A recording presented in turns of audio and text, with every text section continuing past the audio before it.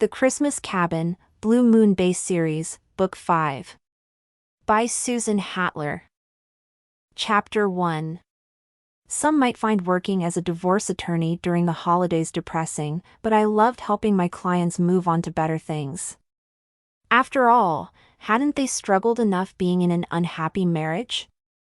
I mean, if making a decision on where to put the Christmas tree could push a couple to file divorce papers, then their relationship wasn't exactly stable in the first place. As I leaned back in the conference room chair at MacArthur and Associates, I noted that it was 5 days before Christmas and my client list only seemed to be growing. This fact made me extra thankful that I was single this holiday season and didn't have to deal with any relationship hang-ups. I'd been working hard and felt ready for my scheduled vacation days after I finished this last meeting, if the opposing counsel ever decided to show up anyway. I glanced at the doorway. Empty. Gabriel Hart's legal secretary had informed us that he'd be a few minutes late to the meeting. A few minutes currently meant 12. Sigh. I gazed out the window at the stunning view of Blue Moon Bay. Sunlight glinted off the cerulean water in sparkling flashes of white. Gentle waves lapped against the long stretch of sandy beach in a soothing rhythm that might have put me to sleep if it hadn't been for the 4 cups of coffee I'd consumed so far this morning. I'd moved to Blue Moon Bay 3 years ago, just after law school, and the beauty of this quaint California coastal town still filled my chest with warm tingles, as if I'd always been meant to live here. As I started to smile, my client, Noelle Jacobson, shifted in the chair beside me. She fiddled with the pen between her fingers and then began tapping it against the shiny mahogany table with a repetitive click-click-click heard throughout the otherwise quiet room. The irritating noise made my neck muscles tighten, bringing me back to the task at hand, getting this couple divorced. "How long are we supposed to sit here and wait, Harper?" Noelle asked, glancing up at me with her wide blue eyes. "I'm sure the attorney will arrive soon and then we'll be done with this process for good," I answered, using a soothing tone. I didn't blame Noelle for feeling anxious.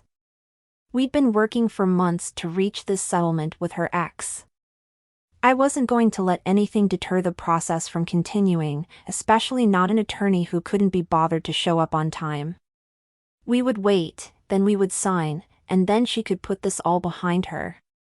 My favorite part of the job was getting justice for a client who had been so grievously wronged by their spouse. We were only 2 signatures away from this victory. I hoped Noelle would sign her name with a flourish, just to show her lousy soon-to-be ex-husband, Riley Jacobson, that he may be divorcing her, but she wasn't down or out. Riley sat across the table from us, staring out the window at the same scene I'd just been taking in. He probably wished he were out there surfing, or playing volleyball on the beach, or any other of the many activities he enjoyed that seemed to prohibit him from maintaining a full-time job.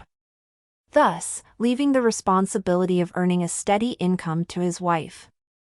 Well, soon-to-be ex-wife. His lawyer appeared to be just as irresponsible as his client, as he was now 15 minutes late to the meeting, which was taking place at his own office. Highly annoying. I caught sight of my reflection in the glass mirror on the wall. A few strands of dark hair had escaped the French knot at the base of my neck. I tucked the piece back into place, just as a figure appeared in the conference room doorway. "Sorry, I'm late." Gabriel Hart strode in, wearing a suit and tie. His sandy brown hair was tousled, and his chocolate brown eyes looked bedroom sexy. As always, I understood why many of my colleagues found him attractive. He was tall with broad shoulders, had an obviously muscular physique, and possessed an indescribable quality that made it hard for me to breathe. I intentionally kept my expression blank, though. "Hello, Mr. Hart." I stood, shook his hand, and refrained from commenting on his tardiness. He had a nice, firm handshake and his long-fingered hand all but caressed mine. Shiver. We sat down in our respective seats, then he greeted his client. Noelle made a mewing sound. I leaned toward her and whispered, "Don't worry. It will all be over soon." "Okay." She nodded, her gaze fixed on a vague point on the opposite wall. She must be more nervous than I'd realized. Maybe she worried that she wouldn't get a fair division of the assets, but I had already assured her we were firm on our position. Now that we're all here, let's get down to business, I said, feeling like I couldn't be blamed for one measly comment on opposing counsel's tardiness. I mean, 15 minutes late and no explanation? So rude. I flipped open the file folder in front of me. Once both parties sign the papers, we'll file the document with the court and put this whole thing in the past. Noel would like to confirm that. Wait! Riley interrupted, slapping his palms against the table. His cheeks turned pink and he looked like a little boy who had been caught stealing cookies before dinner. Yes? I arched a brow, hoping he and his attorney didn't have some kind of strategy planned to negotiate further. I was fully prepared to protect my client. I'm not ready for us to be over, Noel. Riley clasped his hands together, bit his bottom lip, and stared at his wife. Please reconsider. Okay, I hadn't seen that one coming. I'm sorry, Mr. Jacobson. I gave him a sympathetic smile. But everything has already been decided. We're here to sign papers, so you can both move on, Anne. I still love you, Noel, Riley blurted. Oh, brother. Was he seriously pulling this right now? I turned to Gabriel Hart. Would you please control your client? My client has been through more than enough emotional turmoil thanks to your... You still love me? Noel's voice came out in a squeak. My mouth nearly dropped open. Who cared if he claimed to love her? Didn't she remember all of the times she cried in my office over him? She'd promised to stay strong during interactions with her ex, but clearly he was getting to her, and not in a good way.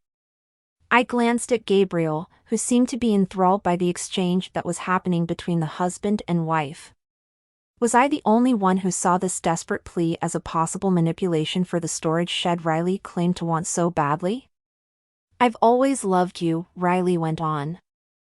I always will, too. I know I've been immature in the past. But I don't think that's a reason to give up on us. Not a reason? I asked, suppressing a sigh. I turned to Noel.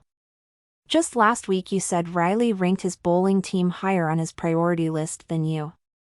Isn't that right? I didn't mean it like that, Riley protested. That counselor guy twisted my words. He did help me see, though, that I must communicate my needs better. I know I've always been bad at talking and stuff, but I can improve if you give me a chance. You can really change? Noelle's forehead wrinkled and she closed her eyes. Then her face puckered as if she'd eaten something sour. You're not the only one at fault here. I could have been a lot more understanding of your hobbies outside of our marriage. Okay, now I was in shock. She needed to be more understanding of his extracurricular activities? The dude jet skied on her birthday and forgot to show up for her pre-planned party. Silence filled the conference room, and there seemed to be an unsteady feeling flowing from person to person. I needed to get things under control or this agreement would fall apart. Why don't we go over the division of assets we had such a difficult time agreeing on? I suggested lightly. You know, your grandfather's watch that Riley insisted on keeping? Let's give our clients a moment to consider their options, Ms. Avery. Gabriel Hart's firm tone sent a ripple of irritation through me. I bit back a sharp retort and turned to Noel. Don't you recall how Riley tried to sell your parents' boat and keep the cash? I tapped on the open file lying on table. You said all you wanted was to keep your family's things safe. Remember? I behaved like a selfish fool. Riley shook his head. Tell your parents I'm so sorry. Noel glanced over at me. He does seem sorry. Did he seem sorry when he bought that motorcycle with your mortgage money? I asked, trying to bring her back to reason. My poor client was getting ambushed. Everyone makes mistakes. Gabriel's voice seemed to come out of nowhere. I looked deep into those chocolate brown eyes, wondering if his comment was a ploy on behalf of his client, or if he really was that naive. Either way, the conference room was starting to feel too hot to me. I reached for my water bottle and took a big swig to cool myself off. Mistakes are one thing, I said, my mouth still feeling dry. But Riley has made a fool out of Noelle one too many times. She doesn't need to get hurt again. Riley just apologized, Gabriel explained, as if I hadn't been sitting right here when he claimed he was sorry. Maybe it would be a good idea to let the couple talk alone for a few minutes. Can we talk in the hall, Noelle? Riley asked. Okay. Noelle nodded, her eyes widening and the ghost of a smile playing around her lips. Equal parts frustration and righteous indignation warred within me. Somehow Riley had managed to get past all of our carefully constructed defenses, and if things continued in this manner then the whole negotiation would soon be void. As Riley and Noelle hurried out of the conference room, I noticed Riley put his hand on the small of Noelle's back, and she seemed to lean into him. That was so not a good sign that she still planned to put her disastrous marriage behind her. Gabriel Hart seemed to expand even more to fill the space left by our clients. Everywhere I darted my gaze seemed to come right back to him, and that threw me off. We're on a time crunch here, I said, making a point to look at my watch. Let them have a chance to talk without us interfering, Gabriel said. There was a weighted pause. Can I ask you a question? I suppose, I said, trying to get a peek of my client in the hallway to see if she had enough. Unfortunately, the office window blinds were closed and they'd shut the conference room door on their way out so I couldn't see anything. Sigh. What do you have against second chances? Gabriel asked. Letting out a sigh, I shrugged. Nothing at all. You're just against marriage then? True love, too? Look, I said, leaning forward, pressing my fingertips into the tabletop. True love only exists in fairy tales. But, no, I'm not against marriage. A good marriage is when you have an amenable contract that is abided by both parties. In the case of my client, your client has clearly not lived up to his end of the agreement. Gabriel waved his hand. He's just a kid. So, yeah, he's made some mistakes. But he's obviously trying to fix them to save his marriage. I admire that. I couldn't hold my surprised laughter inside. Honestly? If he wanted to fix his so-called mistakes, then he shouldn't have tried to start that scuba diving business last month that cost Noelle $20,000. She agreed to start that business, he quipped. Against my advice, I shot back. The corner of Gabriel's mouth lifted. I'm sure you gave her what you felt was good advice. But maybe she saw the venture as a viable business opportunity as well. After all, we do have the greatest bay on the California coastline. Just because we live by the coast doesn't mean just anyone can open up an ill-planned business and expect it to succeed. I shook my head. He flushed Noelle's hard-earned money down the toilet. He shook his head. I like to think that Noelle said yes because deep down she loves Riley and believes he can do anything he sets his mind to. I prefer to think that if Riley truly cares about Noelle, then he'll stop taking her down with him on each foolhardy project that inspires him in between his golf lessons. I stared into those chocolate brown eyes across from me and watched a line form between them. It was too bad a man this smart and good-looking believed in fairy tales. I'd had enough of this ridiculous banter, which was getting us nowhere. I stood. I'm going to get our clients back in here, so we can move this process along in a beneficial way to my client.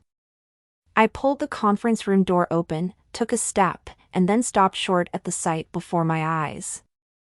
Riley had Noelle pressed against the wall and was kissing her. Before I could do or say anything, Gabriel's chair squeaked and then he came up beside me.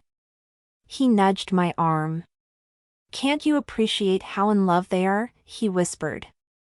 "Maybe a second chance is all they need for their marriage to work out."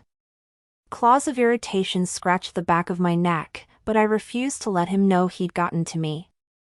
So I pasted a smile up on my face, propped a hand on my hip, and leaned toward him. "I'll bet we're back in the same conference room a month from now, negotiating from scratch all over again. And next time, I won't be so gentle." The corner of his mouth lifted. "Now that sounds like an interesting proposition." Without giving him the satisfaction of a reply, I stepped toward the conference room table, retrieved my briefcase, and shoved the file folder inside. I needed to talk to Noelle to see if there was any reason left in her head at this point. She was a sweet girl, and she deserved better than Riley could give her, no matter how nice Gabriel Hart seemed to think his client was. I walked into the hallway and cleared my throat. The couple jumped apart, but continued goggling at one another. "Noelle, may I speak with you a moment?" I asked. "I guess." She looked at me like I'd kicked her puppy.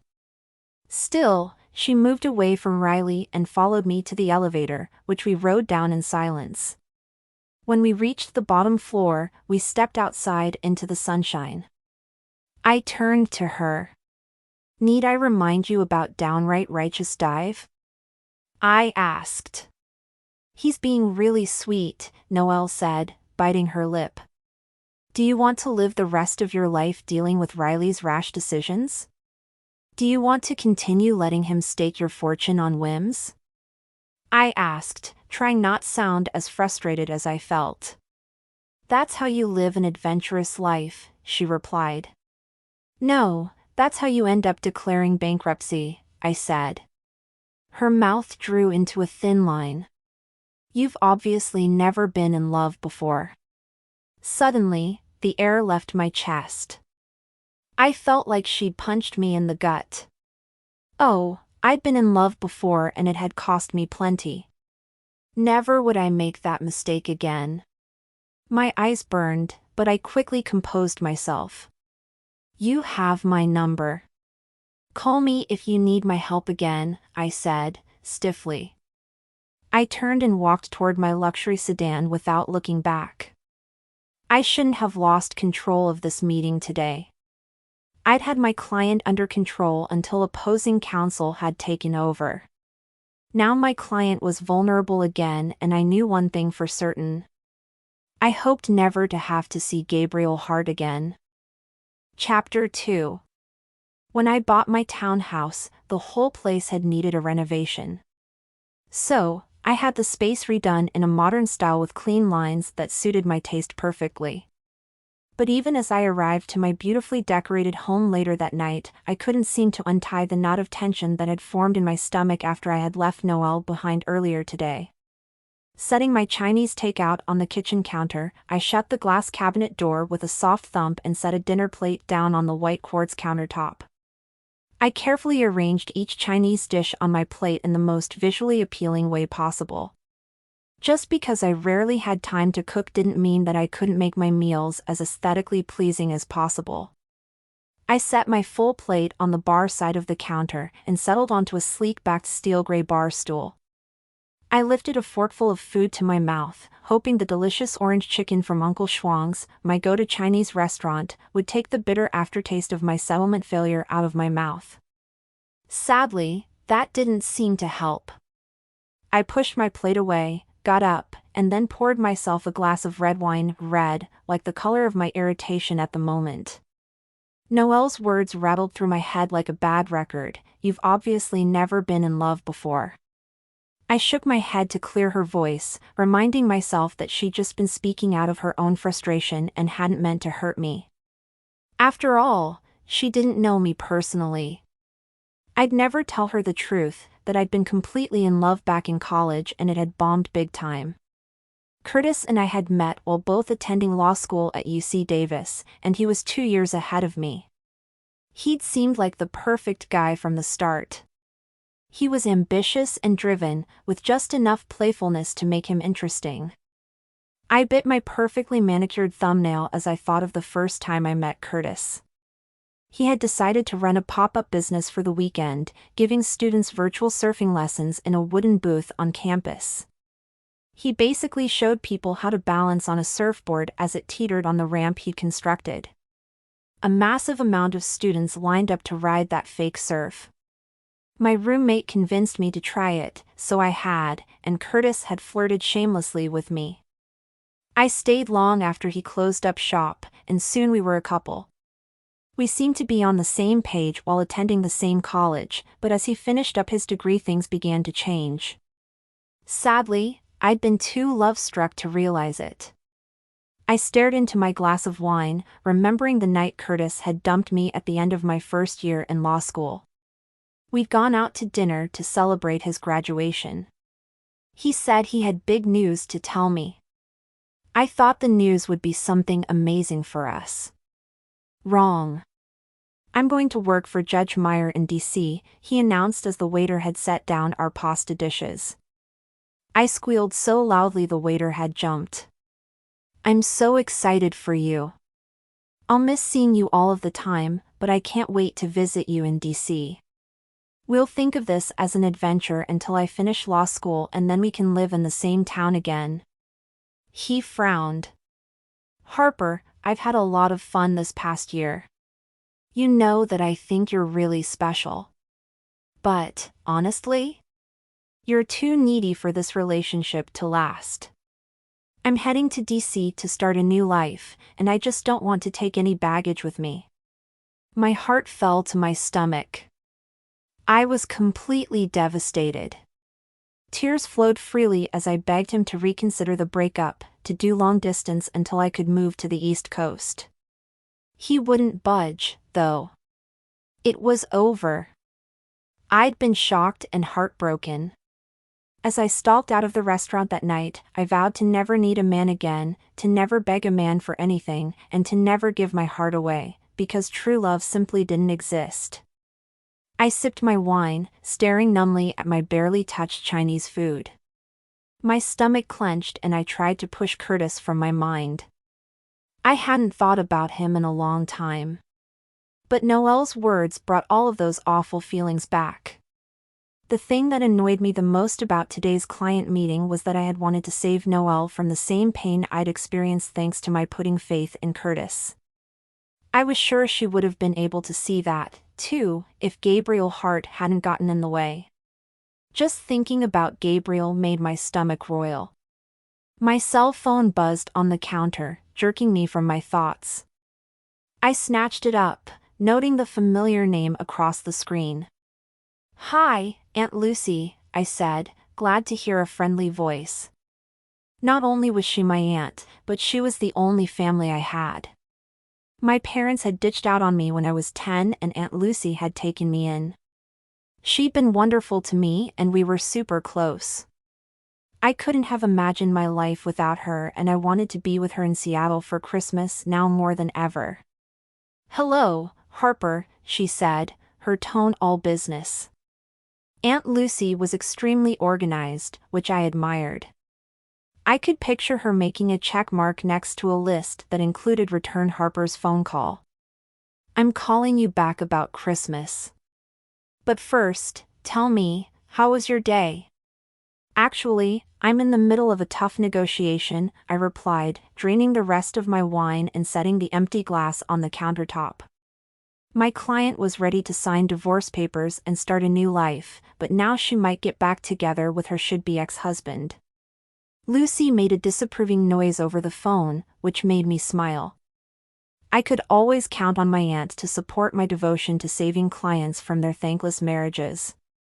"You'll come out on top, dear. You always do," she said. Then she launched into a diatribe about her disappointment with the organic produce at her local market in Seattle. All of her talk about food made my stomach growl, so I decided to reheat my dinner and make some hot tea. The glass of wine had only made my stomach feel worse, so I needed something warm and soothing. "Now, let's talk about Christmas," Aunt Lucy said, bringing the conversation back to the reason she'd called. "You left me a message saying you wanted to come up to Seattle after all." It turns out that I was able to get those days off work. I slid my plate into the microwave, set it to heat for 1 minute, and then pressed the start button. "Should I book an airline ticket?" She let out a sigh. "Unfortunately, no. Since you told me you weren't coming, I promised Emily I'd go to high tea with her at Millicent's tea room on Christmas." A loud zapping sound came from the microwave and I saw a spark flash. I yelped, dropping the phone onto the tiled floor with a clack clack clack that made me cringe. Quickly, I yanked the microwave door open. A thin curl of smoke rose from where my fork lay on the plate. I pinched the bridge of my nose. How could I have left my fork on my plate? My brows came together. I was distracted, thanks to opposing counsel's interference with my client today. I picked up my cell from the floor and checked the screen, which by some miracle wasn't cracked. I heaved a sigh of relief as I brought the phone back to my ear. "Sorry, I dropped my phone." "So, it's really a no for Christmas? Couldn't you go to tea with Emily some other time? She's going through a divorce and doesn't want to be alone on Christmas." Lucy's tone was matter-of-fact. Her husband treated her poorly for decades and she's finally cutting the cord. "So, I want to be supportive to her during this positive transition in her life. You'll remember that getting divorced was the best decision of my life. That's the main reason I became a divorce attorney," I reminded her, feeling sad that she and I wouldn't be together for Christmas. I took the fork out of the microwave with an oven mitt, reset the timer, and shut the microwave door again to reheat my food properly. Then I put the tea kettle on the stove and pursed my lips as I turned on the flame. "We've never spent a Christmas apart," I said, hearing the disappointment in my own voice. "Harper, you're a grown woman with a full life and friends of your own. Plus, you have a lot going on with your job. You don't need to hang out with me this Tuesday. Christmas is just another day on the calendar," Lucy said. I could hear the gentle chiding in her tone, and my shoulders slumped. I knew that I had been bordering on pleading, but I hated the thought of us being apart for the holiday. Christmas had never been just another day to me. But I love our traditions. We always go to that tree lot near the park and pick out a tree. And we always get Chinese takeout. And we can do that next year, Lucy said. I suppose. I grabbed the whistling tea kettle and poured some hot water into the cup I'd set on the counter.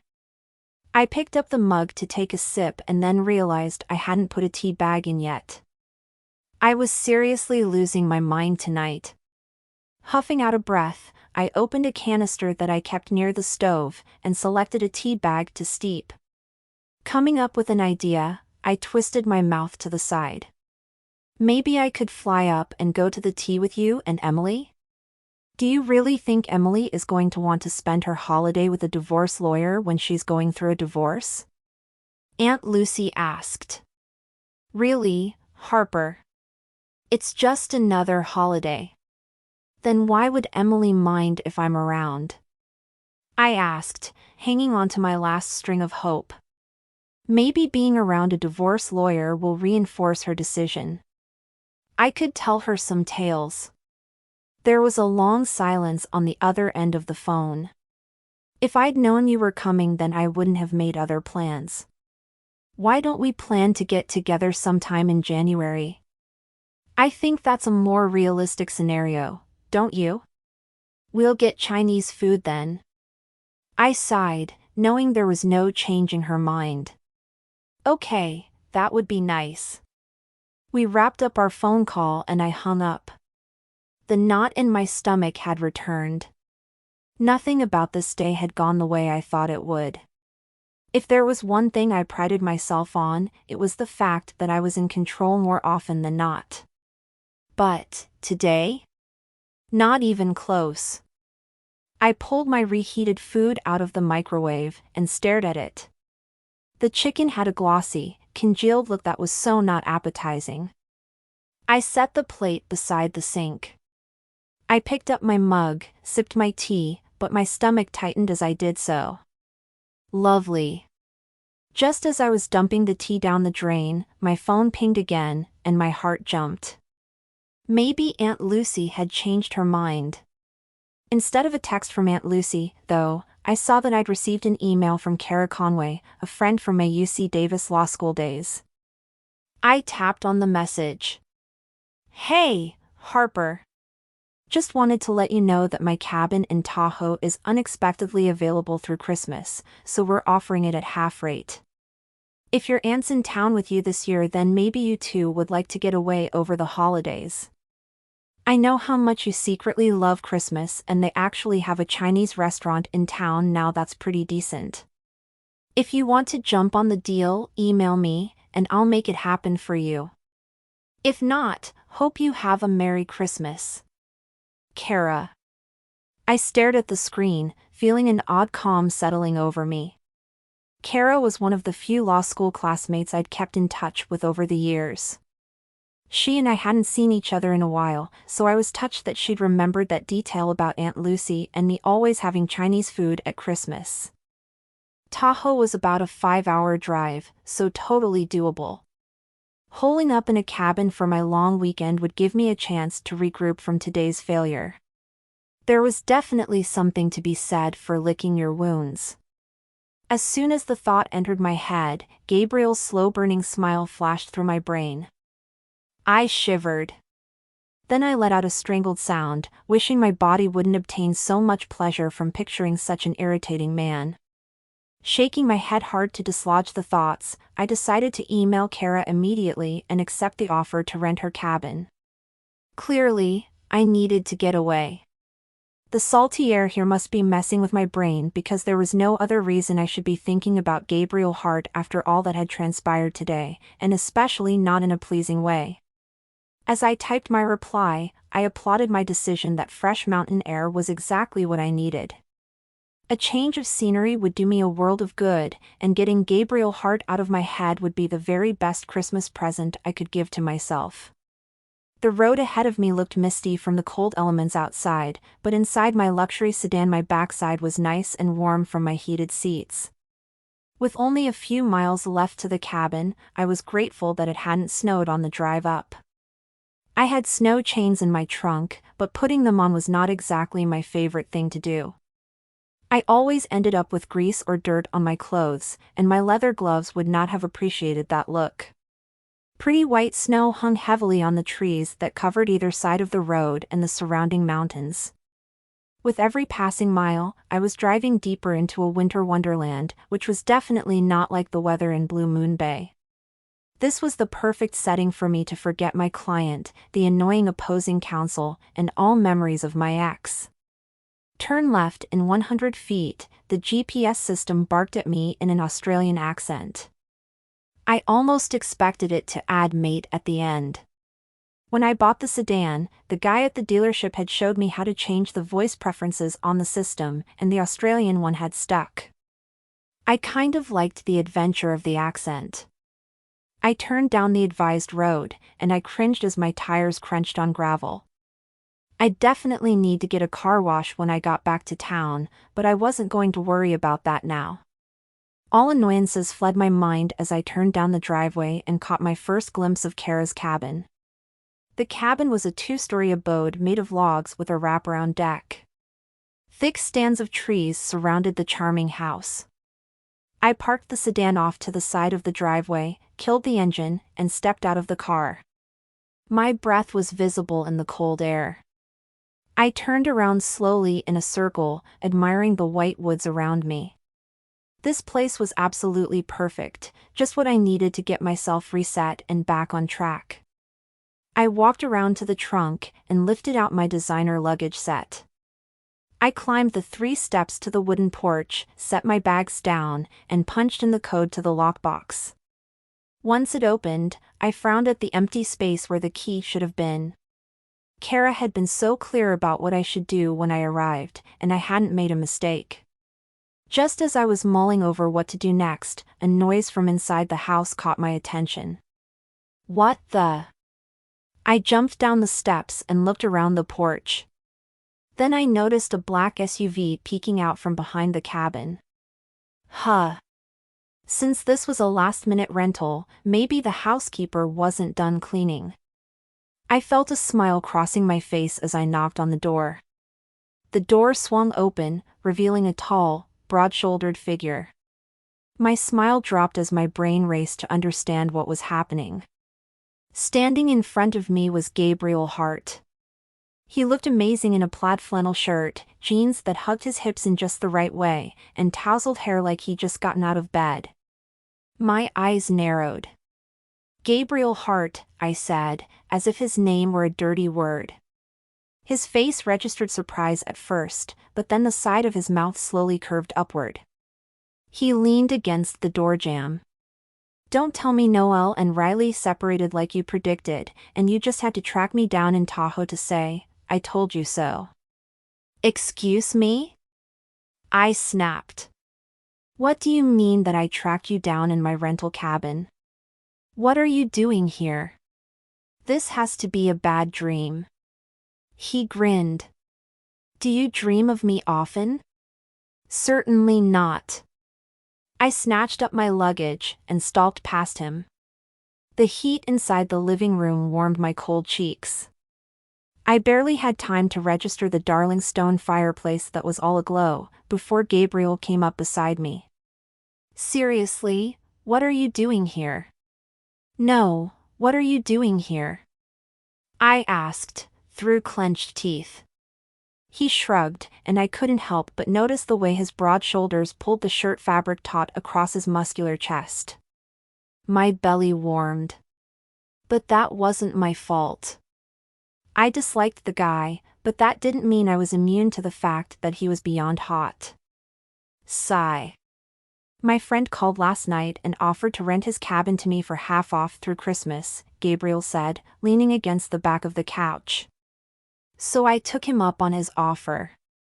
I paused, something floating up from the back of my mind. "Evan? As in, Kara's husband?" I groaned. "Kara offered me the cabin for the same deal. They double-booked us?" Gabriel chuckled and then shook his head. "Sounds like the same old Evan I've known since law school." "You went to UC Davis, too," I grumbled, feeling a flash of annoyance that Gabriel seemed to think the whole situation was so funny. "Look, it's just a simple misunderstanding," he said.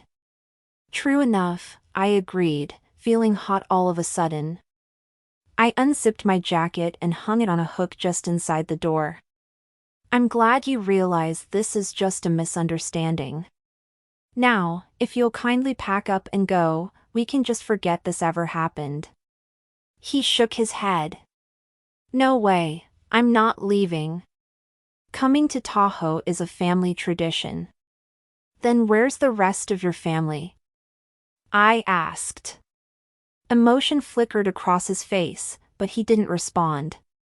Instead, he glanced away from me and then walked around the corner without another word, while I gaped after him. Where was he going? He reappeared a minute later with his arms full of kindling. He ignored me as he passed by, and then he stopped in front of the fireplace.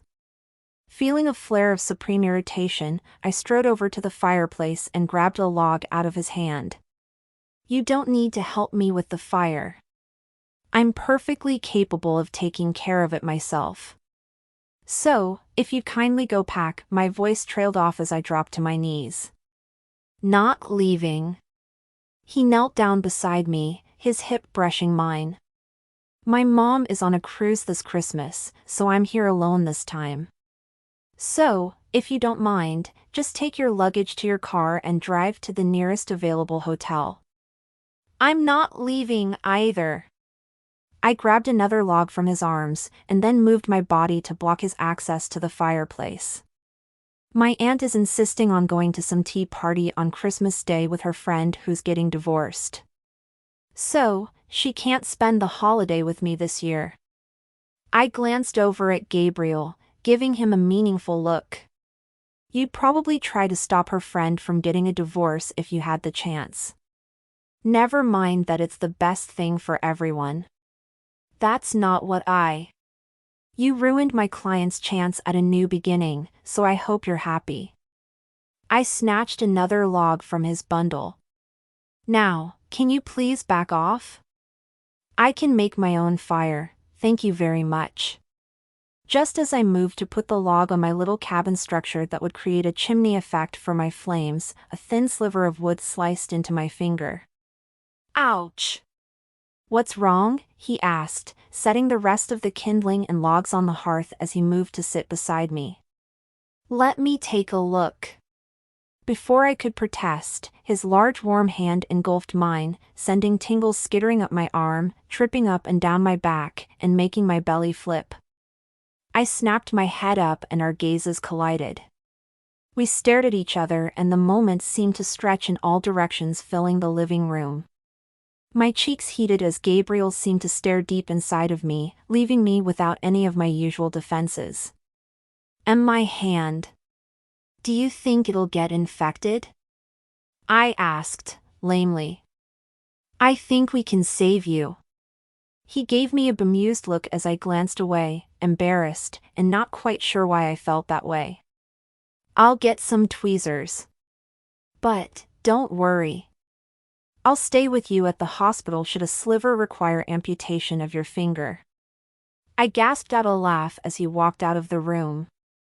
He was a totally insufferable man, but he had managed to surprise me with the joke. Plus, it was nice of him to help me before he got his bags and got out of my rental. When he came back, he dropped down to my side again. Let's move over to the sofa where there's more light, he suggested. I nodded. That's probably a good idea. We'd be more comfortable, too. He glanced over at me, a wicked grin spreading across his face. You want to get comfortable with me already? Give me the tweezers, I snapped, my face going up in flames due to my poor choice of words. I can do it myself. He relinquished the tweezers, so I stood and moved over to the window so I could have better light. After a few moments of digging around, I sighed in frustration. Time to go to the emergency room? He asked, leaning back into the sofa.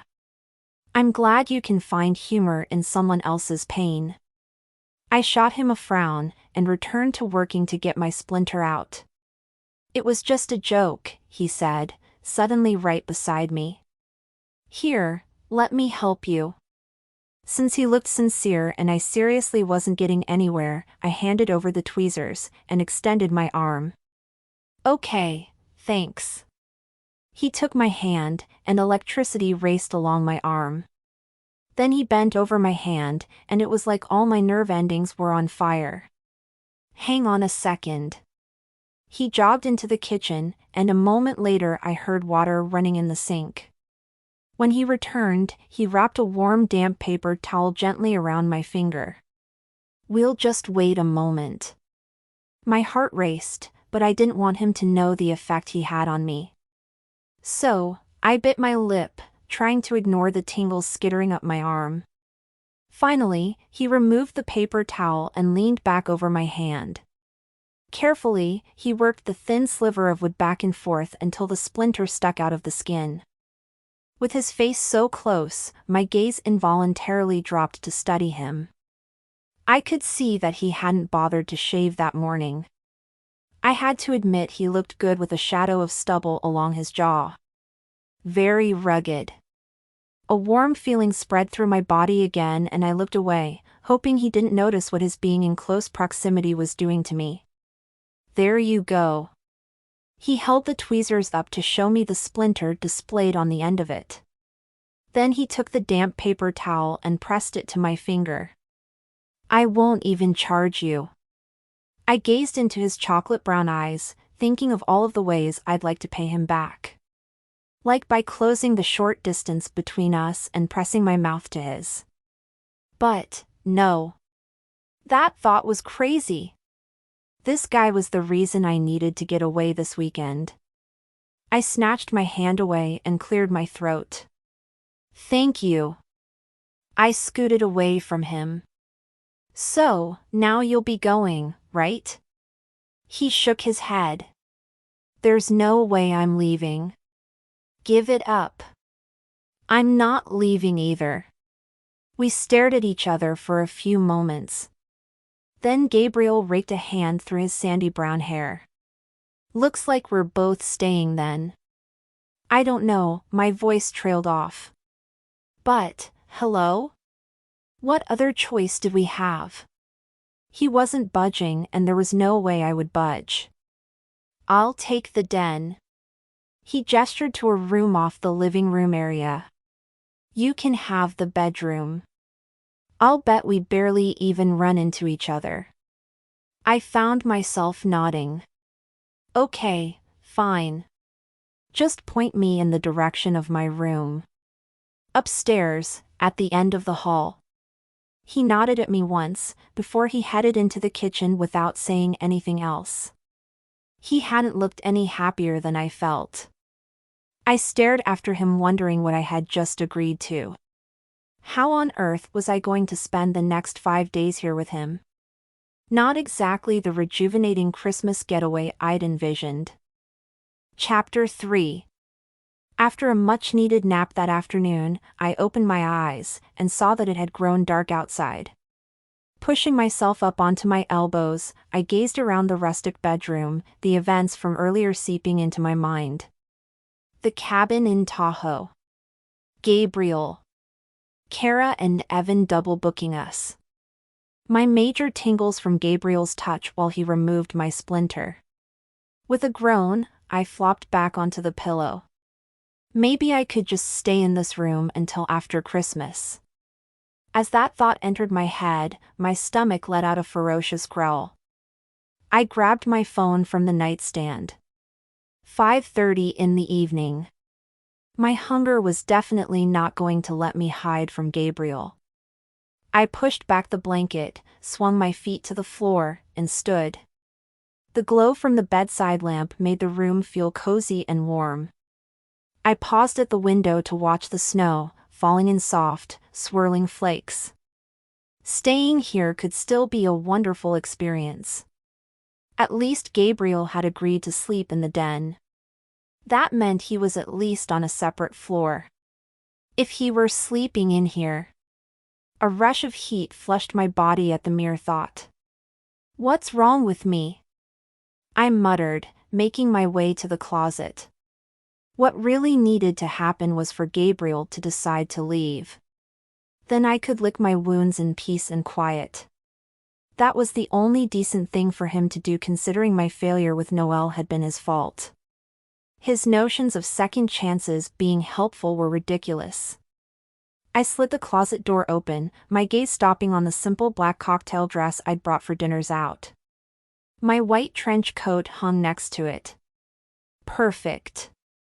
In addition to the many lessons about men and marriage my aunt had imparted to me, she'd also instilled in me the value of being impeccably dressed at all times, especially when going out. If you looked good, then you felt good, a theory with obvious wisdom. I dressed quickly, pinning my hair back into a French knot. Then I sat on the edge of the bed and slipped my heels on. I checked my phone, hoping Kara might have called me back and I'd somehow missed it. No messages. I'd already called her 3 times, and every time the phone went straight to voicemail. Sigh.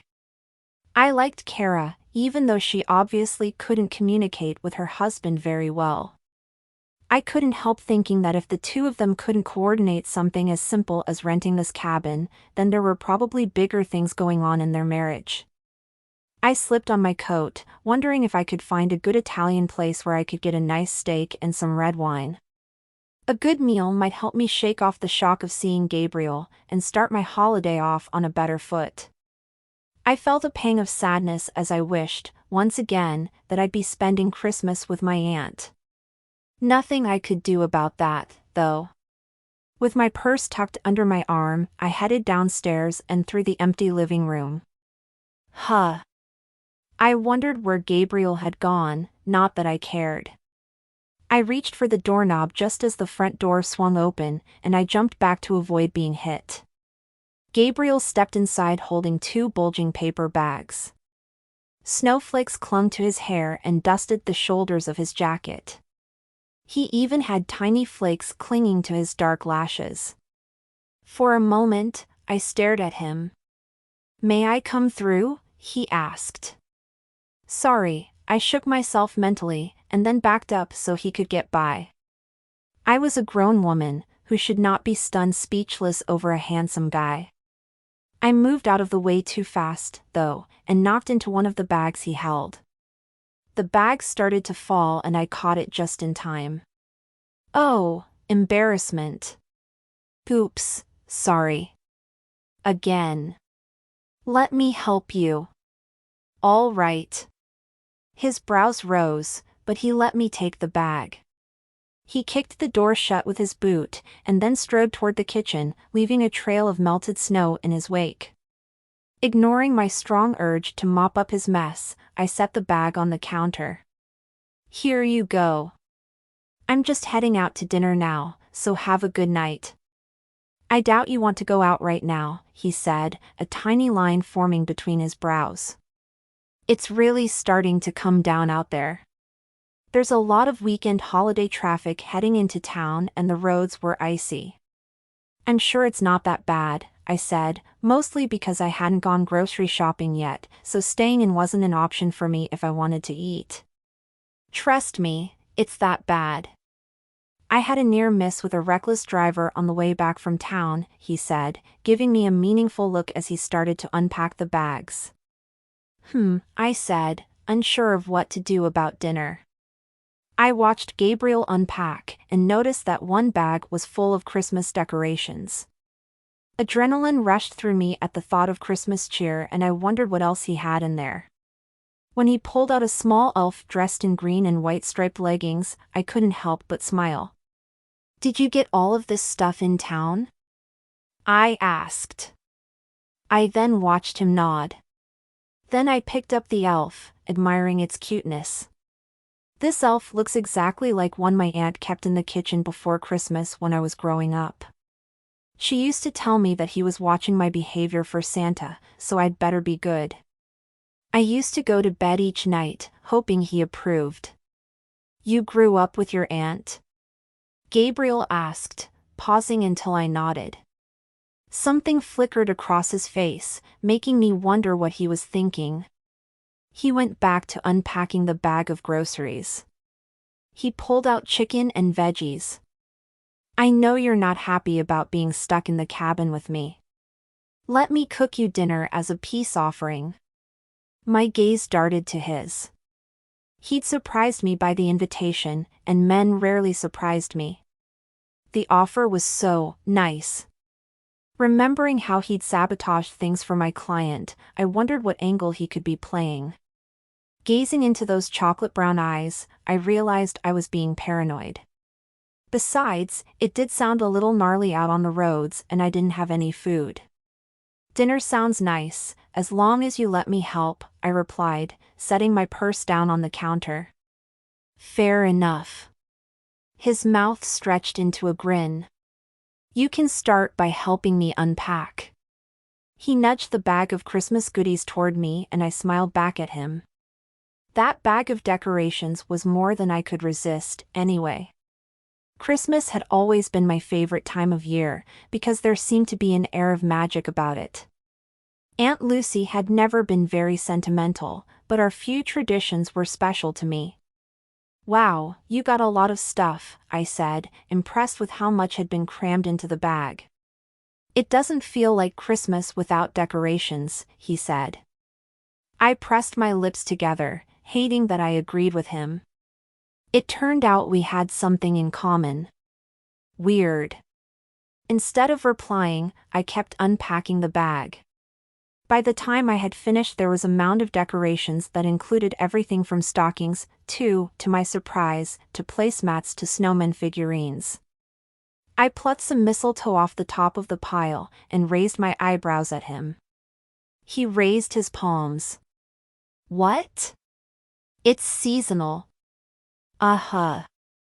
I decided to ignore the implication of mistletoe, especially since it had ignited a swarm of butterflies in my belly that I didn't want to acknowledge. So, what are we making for dinner? Chicken parmesan. My mom used to make it every Christmas time, so I had a taste for it. Hope that's to your liking. I found it unnerving that he just named one of my favorite dishes. Still, I didn't want to let my guard down around him. He'd been nice like this in the conference room, but this seeming good nature had been the reason I'd failed with Noel. You sure you wouldn't rather be home for Christmas? I asked, half-heartedly. Despite my desire to be alone, the truth was that I was warming up to his company. And this worried me. I mean, don't you have a girlfriend to get back to? Not currently. He shrugged as he opened the package of chicken, leaving the discarded package on the counter. You're really not dating anyone? I asked. Interesting. My gaze dropped to the garbage on the counter. I bit my lip to keep from mentioning that he should throw the wrapping away immediately and then wipe down the counter with a disinfectant. I got out of a pretty serious relationship about 7 months ago, he said, washing the chicken and then arranging it in a pan. He grabbed some seasonings, shaking them over the chicken. Heather and I were together for 2 years, but then, well, it was over. I've gone on a few dates since, but I haven't met anyone special. His eyes clouded. I had the strong urge to wrap my arms around him, which was so not a good idea. My hands needed to be occupied pronto. I'll wash the basil, I said, which wasn't the greatest response after he just opened up about his personal life. But I didn't know what to say without asking a whole lot of nosy questions, like why did they break up, which was none of my business. Do you have anyone special at home? He asked. I shook my head. Nope. Not even a goldfish. I winced as soon as the words left my mouth. How pathetic did I sound? I mean, I date when I feel like it, but I never let it get too far. Companionship is one thing, but I don't enjoy the complications of a relationship. His gave me a long look that made me squirm, as if I'd revealed too much. I also felt like squirming because he just spilled sauce outside of the pan onto the counter and didn't seem to notice. What should I do now? Would you mind cutting the broccoli? He asked. Sure. I turned away, not sure that I could handle watching him cook another moment. How could he prepare food with such a mess all around him? Grabbing the broccoli off the counter, I rummaged around in the cabinet until I found a small cutting board. I washed the broccoli and then divided the florets into manageable bites. Here, Gabriel said, handing me a pan with a steamer. His hand brushed mine as I took the pan, sending a rush of tingles up my arm, and my belly warmed. That was so not an appropriate response. What was wrong with me? Okay. The guy was insanely handsome. But, still. He was also the opposing counsel in my case. And messy. Taking a deep breath, I filled the pan with about an inch of water and plumped it onto the stovetop. Then I sensed Gabriel come up behind me. I could feel his looming presence without even turning around, and I made a point of casually stepping away. He put the chicken in the oven, and I surveyed the debris from his cooking adventure. Unable to take the mess any longer, I grabbed a sponge from the sink and began washing the counters with a ferocious intensity. You know, Riley is just going to break Noel's heart, I said, not sure why I felt the need to bring this up at the moment. But it had been building up inside, which was driving me crazy. Time will tell. He pressed his lips together, like he was trying not to smile. Why are you cleaning the counters as if you were going to perform surgery on them? I gave him a confused look. How can you stand to leave this awful mess all over the kitchen? Haven't you ever heard of bacteria? The corner of his mouth hitched up. I can tell that you really care about things. Cleaning, for example. And your clients. I do care about my clients, I said, glancing over at him as I scrubbed. I try to help them get the best possible outcome from a bad situation. Don't you? Yes. He leaned against the counter, picking up 2 duck figurines wearing Santa hats. What if the best outcome means giving their spouse a second chance? Not likely. I set the sponge on the back of the sink. Second chances are only an opportunity to get hurt again. When a person thinks their partner is actually going to change, then the fall is even worse the second time. Turning away from him, I leaned against the sink and took a deep breath. My heart pounded and I hadn't realized how worked up I'd gotten about this. I gazed out the window. The snow was still falling, making the night brighter and softer. I wanted to be swallowed by the peacefulness of the scene, because the turmoil rolling around inside of me was making me feel sick to my stomach. I sensed Gabriel come up beside me. Is that what happened to you? He asked, softly. Someone broke your heart. I turned toward him, and our eyes met. Heat infused my belly, making me want to run outside to cool off in the snow. Instead, I took another calming breath. I'm trying to represent my client to the best of my ability, I said, firmly. He shook his head. I don't buy that excuse. My eyes burned suddenly, and I crossed my arms. This conversation is pointless. You don't understand and obviously aren't going to. I understand that getting hurt isn't the worst thing that can happen in a relationship. He tilted his head, giving me a side glance. The worst thing that can happen is that you give up on it before it's truly over. Then you'll always regret that it might have worked out. Once you've given it all you've got, then, if it's truly over, you can leave without your heart being shattered. Bruised, maybe. But then it's a lot easier to move on with your lives. Is that what happened to you? I asked, my voice unusually shaky. I felt entirely too vulnerable asking the question, so I raised my chin. Someone didn't give you a second chance? Yes, he answered, making my breath catch in my throat. He set the ducks back down on the counter with their beaks pointing toward each other, as if they were kissing. Then he hung the sprig of mistletoe from a wooden spoon in the nearby utensil holder. I'm going to get more wood for the fire, he said, quietly, and then he turned away from me. As I watched him walk toward the back door, I felt myself thawing toward him, and not just because of the heat that sizzled in my belly when he looked at me. He'd opened up to me just now, which somehow poked a hole through my usual defenses. I wanted to know more about him now, which worried me way too much. The next morning, I woke up to snow falling softly outside the window.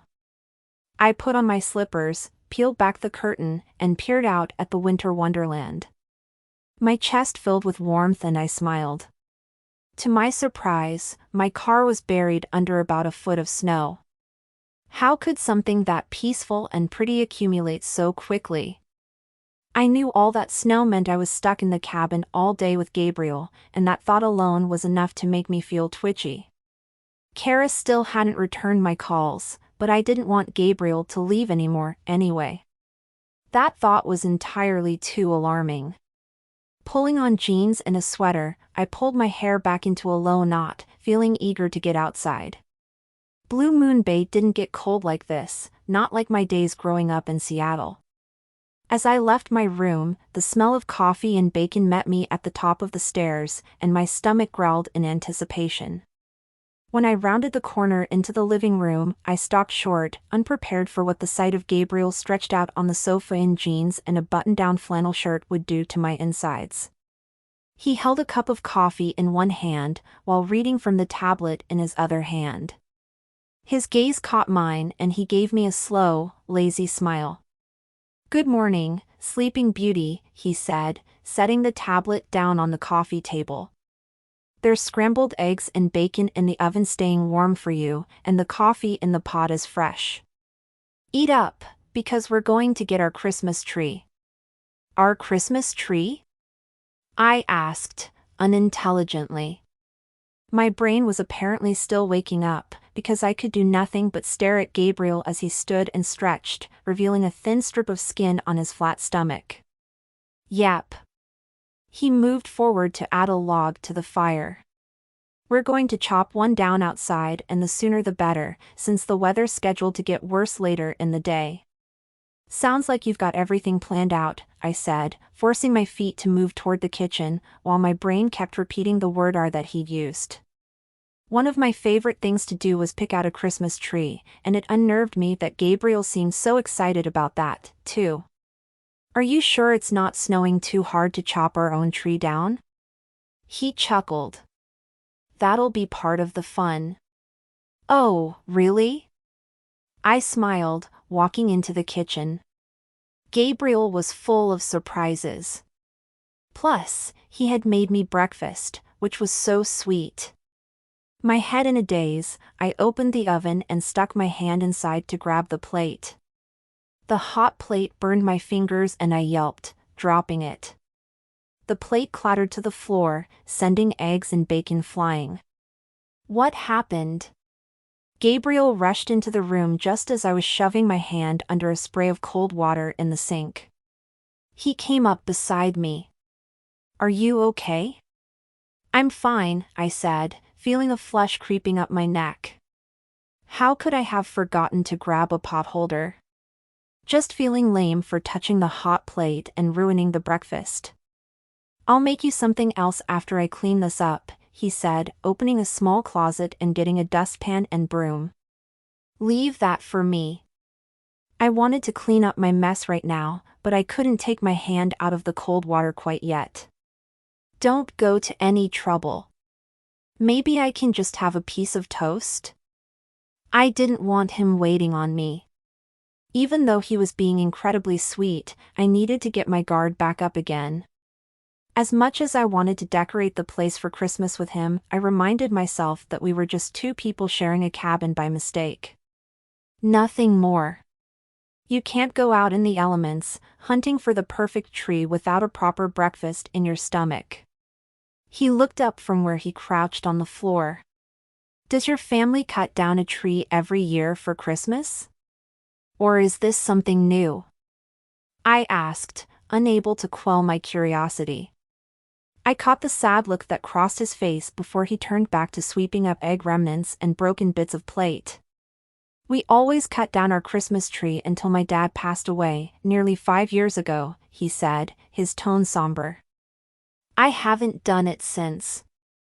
I'm sorry to hear about your dad. My heart clenched in my chest. So this would be the first time in 5 years he'd cut down a Christmas tree. There was no way I could say no to that. I'll just get some coffee and one of those bananas on the counter. Then we'll head out, I said, infusing my voice with a cheerfulness that I hoped would lighten the mood. He turned toward me again, a ghost of a smile on his face. I told you that I can't let you go out without a proper meal. My breakfast usually consists of 3 to 4 cups of coffee. A banana is an improvement, trust me. Let's just go get the tree, and I'll eat a full meal when we get back. If you say so. He stood and dumped the trash into the garbage can as I turned off the water. My fingers tingled as the coldness of the water wore off, but the rest of me tingled from the way he was looking at me. The corner of his mouth curved upward. Let's get going then. After I ate a banana and drained a cup of coffee, I followed Gabriel to the entryway where we pulled on our coats, hats, boots, and gloves. Are those the only boots you brought? He asked. I glanced down at my suede boots. Well, yeah. I didn't know I'd be hiking through the snow to chop down my own Christmas tree. I usually purchase one at a lot. We should probably get to a lot, because those aren't going to keep your feet warm, he said, his brow crinkling. They're fine, I said, stubbornly jutting out my chin. I was told I get to chop down my own tree, so that's what I want to do. His frown turned to a smile as he reached into a bag he had sitting beside the door and tossed me a pair of balled-up socks. Put those on at least. They'll keep your feet warmer. Thanks, I said. Pulling on his socks felt weirdly intimate, and my belly warmed. I hadn't felt like this in a long time. My initial reaction was to shut these feelings down, but now I wanted to tromp out into the woods with him and find the perfect tree like he used to do growing up. Do you even know where we are going?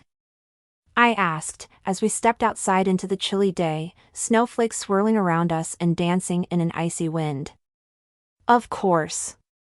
He pulled the ear flaps on his hat down lower, but a small tuft of his sandy brown hair peeked out in front.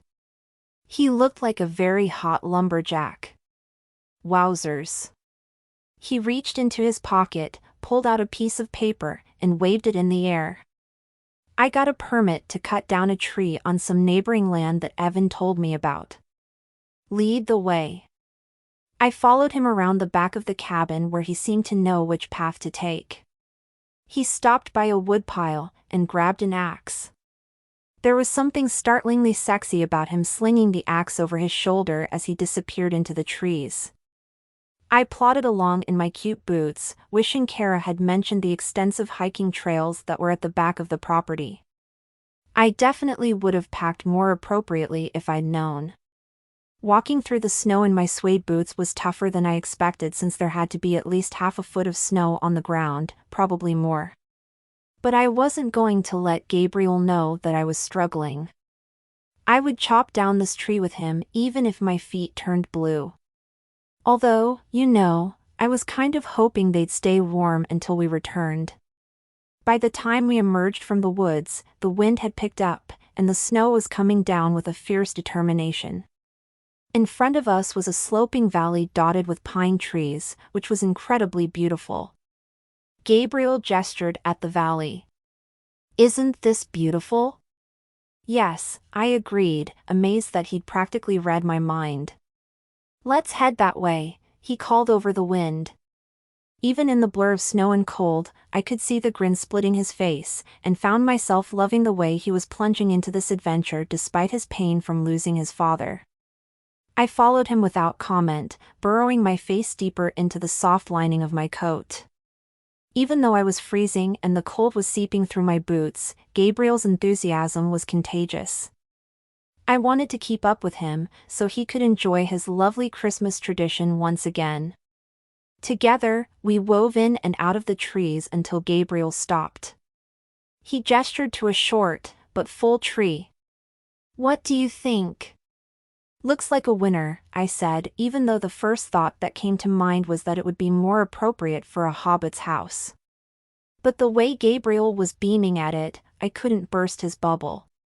Besides, it wasn't like the cabin was all that big anyway. He lifted the axe and got right to work chopping down the tree. By the time it fell, I was hopping from one foot to the other to keep warm. I hadn't helped with the chopping, so I figured I could at least carry the tree back. I reached down to pick it up at the same time that Gabriel did. I'll carry it, I said, even as he gave the tree a tug with a shake of his head. Pursing my lips, I frowned at him. You chopped it down, so I'll carry it back. I don't mind, he replied. Neither do I said, feeling a surge of annoyance that was tempered by the fact that I knew he was being chivalrous. But, hello? I worked out at the gym and could definitely handle a short, chunky tree like this one. I moved fast to give the tree another tug, just as he came forward, and we suddenly collided. The next thing I knew, I'd tumbled into the snow, landing directly on top of Gabriel, my face buried into his shoulder. Oof! I glanced to one side, noting the tree had fallen beside us, and a small twig from it was still in my gloved hand. Ice-cold snow seeped into my jeans, but I lifted my head to stare down at him with an embarrassed smile. Sorry. Not my finest moment, I mumbled. He started chuckling as his arms wrapped around my waist. I'm not complaining. I lifted my head and gazed down at him. I'm not complaining either. His smile immediately faded and he gazed at me with an intense expression that made shivers dance up and down my spine. I licked my bottom lip slowly, noting how close my mouth was to his. Before I knew what was happening, he brushed my jawline with his knuckles and then pushed himself up onto his elbows. You look like an angel, he whispered. Maybe I had this all planned, I joked, threading my fingers underneath his hat and into his soft hair. I knew from the glint in his eye that he was probably going to kiss me, but I found that I couldn't wait for him to make the move. So, I lowered my lips to his. He returned my kiss right away, pressing his mouth firmly to mine, and I melted into him. He parted my lips with his tongue, and we tasted each other slowly. My belly danced and I inhaled sharply, breathing in the scent of pine trees that would forever remind me of this kiss with Gabriel, right here, that I never wanted to end. Somewhere in the distance a bird squawked, pulling me from my heavenly fog. That's when I realized how cold I was, but I couldn't bring myself to break the kiss. Suddenly, Gabriel pulled away. You're shivering. He cupped my cheek for a moment, then pulled me up to my feet in one swift movement with his strong arms. He brushed the snow off my jeans, then off the back of my jacket. He peered down at me. I'm pulling the tree. No arguments. Okay.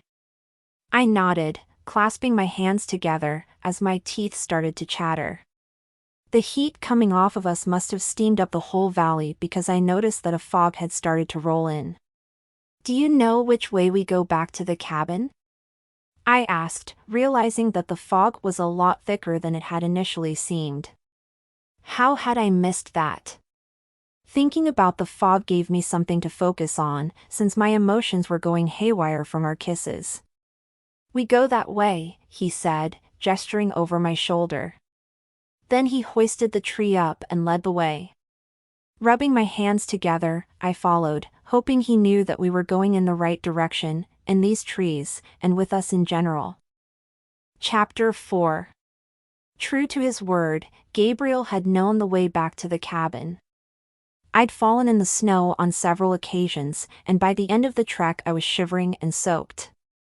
When we got inside, Gabriel went to work building a fire and suggested that I go take a hot shower to warm up, while he dealt with the tree. I gladly took him up on his suggestion. When I got out of the shower, I heard my cell phone ringing in my bedroom. Maybe that was Kara finally returning my call. I wrapped a towel around myself, poked my head out into the hall to make sure that Gabriel wasn't around, and then I scurried down the hall to my room. My cell phone sat on my nightstand next to the small pine twig I'd saved from our Christmas tree adventure. I snatched up my phone and put it to my ear. Hello? I answered, breathlessly. Harper? Are you all right? Aunt Lucy's voice was laced with concern. Yes, I'm fine, I said, trying to catch my breath. Just hurried to the phone. Oh, I see. Are you enjoying the cabin in Tahoe? It's nice, I said, tucking the towel around me more tightly, and holding the phone between my ear and shoulder while I rummaged through the dresser for some clothes. Something's up, though. I can hear it in your voice, she said. Well, I paused, wondering how to explain all that had transpired in the last 24 hours. There was a small mix-up with the cabin, so I'm sharing it. With my opposing counsel from that case I mentioned yesterday, actually. Aunt Lucy made a disapproving noise with her tongue. How did that happen exactly? My friend Kara didn't talk to her husband before renting the cabin to me, and her husband had rented the cabin to Gabriel at the same time, I said, trying to force a laugh, which turned into coughing. It turns out we all went to the same law school. So, yeah. My ex-husband never had very good communication skills either, she said. That's one of the major factors for our divorce, honestly. He could never get even the simplest thing right. One time I told him to pick up a roasted chicken from the grocery store for dinner, and he brought home an actual live chicken for me to roast. Can you imagine? No, I pulled on yoga pants and made a sympathetic noise. I didn't remember my ex-uncle at all, so there wasn't much I could contribute to the conversation. But I knew my aunt would understand about my frustration with Gabriel.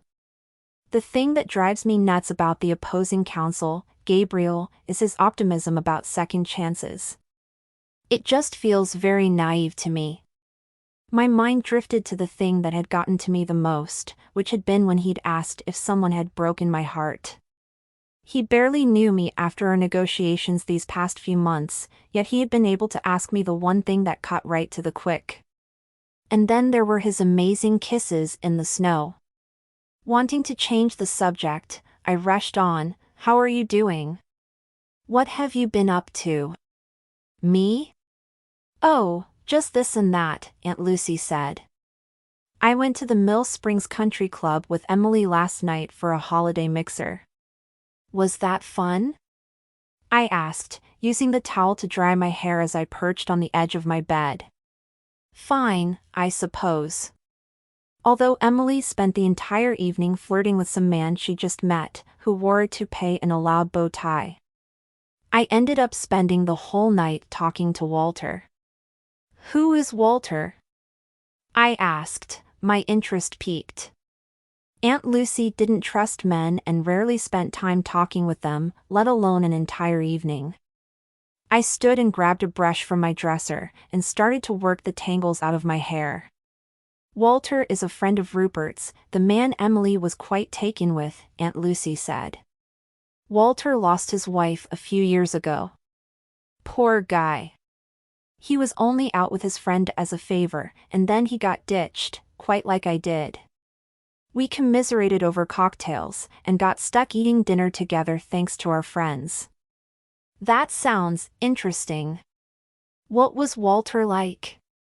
I asked, setting the brush back on the dresser. There was something odd in Aunt Lucy's tone that I couldn't place my finger on. "He seemed kind." "Oh, and he was funny. He hasn't dated or gone out since he married his wife, so he was flustered by Rupert ditching him. But he pulled my chair out for me and made sure the waiter was attentive to us, which I appreciated. When the hostess came over to chat with us, he pulled a quarter out from behind her ear. It was the corniest thing I've ever seen, but the look on that girl's face? I tell you, I haven't laughed that hard in years. I heard the front door slam, and my heart skipped a beat. Had Gabriel finally left? No, that was a silly thought. We'd just had a lovely morning together. More than lovely if my swollen lips had anything to say about it. He must have gone out to get more wood or something from his car. Yeah, that must be it. I'll let you go, dear. I just wanted to check in and see how you were doing in Tahoe. I'll call again in a few days." "Bye, Aunt Lucy," I said, setting my phone back on the nightstand. I pulled my hair back into a French knot and looked around my room. My eyes landed on the book that I had brought along to read during the holiday. I could just stay up here in my room and relax. But why would I want to stay up here when there was a cozy fire downstairs in the living room? That would be much more relaxing. It was my living room, too, after all. It wasn't like I was going downstairs just to see Gabriel. Not at all, at least, that was what I tried to tell myself. I had settled into an armchair by the time Gabriel appeared from the den off the living room. The thought of him sleeping in there while I was cozy upstairs in the bedroom gave me a slight twinge of guilt. I hoped that he was comfortable in there. "I have to run out to my car for a minute. I've got some stuff to bring in," Gabriel said, pulling his hat down over his ears, turning up his collar, and then plunging out into the cold air. I stared after him for a moment, feeling an acute absence when he left the room. A moment later, reality came crashing down on me that I was falling for him way too fast. So, I opened the new best-selling thriller novel I'd brought that promised to keep me engaged from the first scene to the last page. As I stared at the words on the first page, I was disappointed to find that I kept rereading the first sentence. I had a feeling that had more to do with me than the author's efforts at a gripping hook. My mind wandered to the spot where we'd found our Christmas tree and our heart-melting kisses. What I had thought was a simple valley full of pine trees had turned out to be a field full of Christmas magic and miracles. Those kisses. I shivered with pleasure as the memory flooded my senses. Suddenly, the front door opened, jarring me back to reality once again. Focusing on the first page of my book, I managed to get through the first paragraph as Gabriel deposited a large cardboard box at the edge of the living room. Then he headed back outside and I wondered why. What was wrong with me? How was I forgetting everything that I had vowed? After everything I'd been through, hadn't I told myself that I would never need a man again? Never beg a man for attention? And above all else, that I would never give my heart away? One kiss from a handsome man and I was turning into a puddle of goo. Not smart. No, it was best to recommit myself to my principles, here and now. I would simply read my book and let Gabriel go about his business this weekend. Yes, that was a good plan. Gabriel came in again and placed 3 smaller boxes on top of the large one. Then he winked at me and blew me a kiss. I pretended not to notice, even as my face heated. I hadn't had this reaction to a man ever. I had dated plenty of men, too.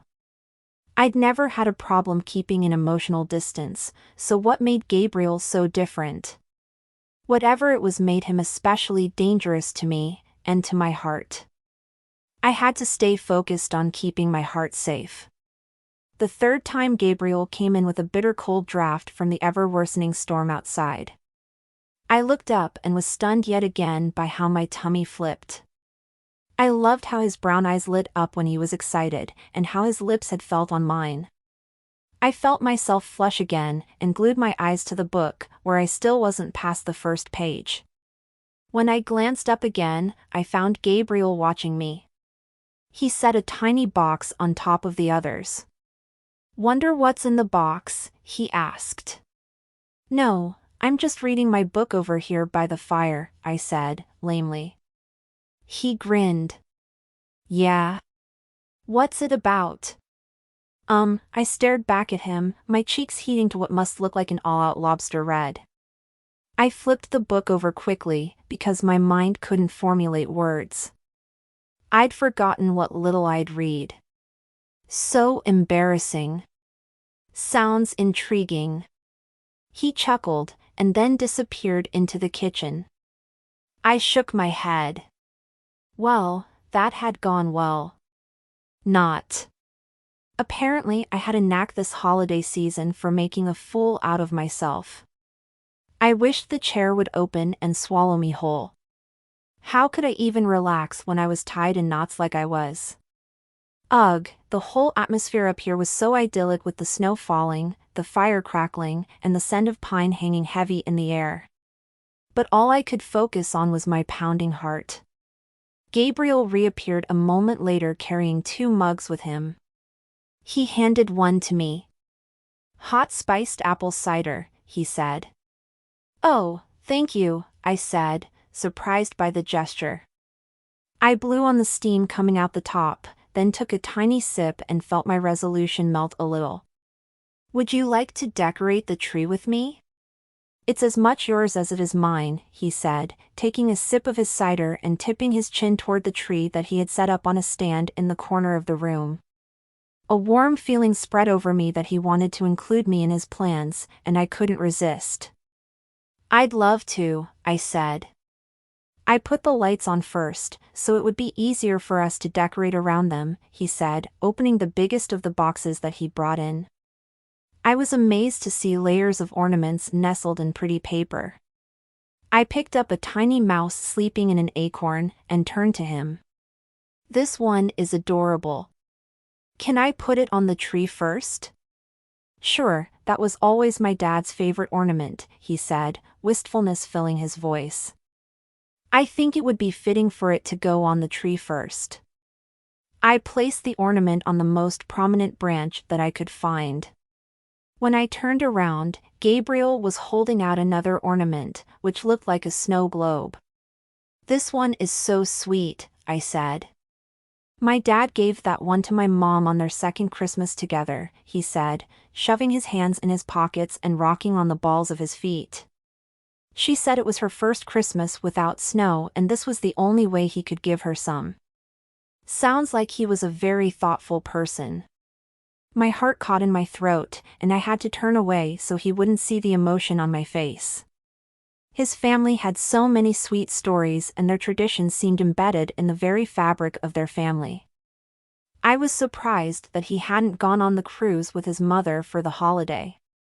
We continued to unpack the box of ornaments, and by the end I had to admit that the little pine had a lot of personality and charm. Once we were done, I looked around at the empty boxes. "Where's the tree topper? Do you have an angel or a star?" A shadow crossed Gabriel's face. He dropped down on the edge of the sofa. "Did I say something wrong?" I sat down next to him and put my hand on his arm. He shook his head, raking a hand over his face, and taking a deep breath. "We had an angel. But 5 years ago, my dad was putting the angel on top of the tree, and he fell off the step ladder." I gasped. "How awful." He nodded. "The angel broke, my dad hit his head, and we thought that was the end of it. A few days later he died of an aneurysm. We have no way of knowing if the two events are connected, but we suspect they were. Christmas just hasn't been the same since." "I'm so sorry," I said, rubbing my hand over his back. "My mom remarried this year. She and her new husband are on a cruise.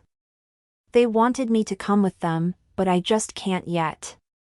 Her new husband is a good guy, and I'm happy for them. But Christmas has always been our holiday up in Tahoe. I want to keep it that way a little bit longer," Gabriel said, his voice catching. "I understand," I said, my throat tightening. Then I reached out and pulled him into my arms. I laid my head on his chest and listened to his heart beating fast. We stayed that way for a long time until his breathing returned to normal. When we broke apart, we leaned back against the sofa with his arms still curled around me and my head on his chest. "Why are you up here by yourself at Christmas?" "I'm not by myself. I'm with you. You know what I mean." I flinched, but given what he just told me, I knew that I needed to at least try to be as open with him. Taking a deep breath, I sat up and wrapped my arms around my knees, pulling them close to my chest. "You asked me if someone broke my heart, and the answer is yes. There was a guy, Curtis. He broke my heart, and I acted like every weak woman cliché there has ever been. Since then I've been on my own and strong, just like my aunt. She raised me after my parents left when I was young. Her motto in life is that divorce is the best thing that ever happened to her. I'm sorry about your parents." He slipped his arm around me again and pulled me closer. "Tell me more about the joker who was idiotic enough to let you go." I sighed. "Curtis and I met during my first year of law school. I thought we were going somewhere, but he had bigger and better plans, and they didn't include me. What a fool to not realize what an amazing woman he let go," he said, then his lips captured mine before I could register what was happening. The sweetness of the kiss didn't mask the electricity that ignited the second his mouth was on mine. I leaned into him so I could taste and feel every second of this kiss. It was every bit as sizzling as our first kisses, but this time I was acutely aware of how emotionally involved I was becoming with this man. His phone let out a series of beeps from the coffee table beside us, and we broke apart. He ran a hand over his face, looking every bit as dazed as I felt. "Just get it," I urged as it beeped again. Sorry about this. He took a deep breath, picked up his phone, and swiped it on. He read something on the screen. The corners of his mouth turned downward, and his brow furrowed in a way that caused a flicker of worry to ignite in my stomach. What's wrong? I asked. I'm worried that if I tell you, it will spoil our evening, he said. I felt another jolt of panic, but I decided to fight it off. If I was going to let myself care about Gabriel, even if it was only for the holiday, then I needed to enjoy the time I had with him. Then don't tell me, I said, gesturing toward a box on the bookshelf. Let's play a game of Scrabble instead. I'll bet I can beat you. His brows rose, but then he smiled. You're on. But, first, I leaned forward, brushing my lips across his over and over again. Chapter 5. I woke up the next morning feeling wonderful. Everything felt so picture-perfect that I half expected little woodland creatures to burst through my frost-patterned windows to sing me awake. The snow had stopped falling and the sunlight glinted off the snow, looking like millions of diamonds sparkling over the white ground. My mood was so good, I decided to go into town to do some shopping. When I got back from my trip into town, I had the perfect Christmas gift for Gabriel and I was still feeling high on life. I'd found an angel tree topper in a sweet little shop and now I needed to wrap it before Gabriel returned from wherever he had gone. Just as I was done placing it on the top shelf of my closet, my phone rang. I scooped it up, thinking that maybe Aunt Lucy was calling again to tell me more about this guy Walter. When I saw on the screen that the caller was Kara, I was vaguely surprised. Hi Kara, I said, feeling guilty for my urgent calls. Sorry about all those messages. No, you were right to call, Kara said, sounding vaguely out of breath like she had just run up a set of stairs. I only just received your messages. Tell me exactly what happened. It really doesn't matter, I said. Things have worked out. You've always been so nice, Kara interrupted. But you don't have to worry about hurting my feelings. We messed up, and I want to know what happened when you arrived. Your messages were kind of jumbled. Reluctantly, I said, well, if you really want to know. I do. I really do, Kara said. I walked over to the window and looked toward the woods. I could just make out the path we had taken when we headed off to get the tree, which made me smile. When I got here, Gabriel Hart had already taken up residence. Evan's friend. Right. And? Kara prompted. I pinched the bridge of my nose and walked over to my discarded clothes from the night before, unable to believe I hadn't folded them like I usually would have done. Bending down to pick them up, I set them on the bed. There isn't anything else, really, I said. He was actually very gracious. He let me have the bedroom, and he took the den. The mix-up is all Evan's fault, I swear, Kara said, with a sigh. He told me to take care of the cabin and then he goes off and emails people. He's impossible. I started folding my clothes from last night, remembering with a rush of pleasure the firelight Scrabble game and the slow, sweet kisses we had shared. I wasn't going to tell Kara about those, but I really wanted her to stop feeling so bad about everything. Everything has worked out fine, so don't worry at all. She inhaled a sharp breath. It's worked out. What do you mean? Gabriel is actually very sweet, I said, scooping up my clothes and setting them in the dresser drawer. I never would have guessed it when I first met him. He seemed so antagonistic against my client. Wait, you knew him before you got to the cabin? She asked. He was the opposing counsel in a divorce case I've been working on, I admitted, wondering what she'd think of the irony. Wow, she said, blowing out an audible breath. You left that out of your messages, and Evan certainly didn't mention anything. Well, don't worry about me. Gabriel has actually been a fun, cabin mate. In fact, we chopped down a Christmas tree yesterday and he kissed me.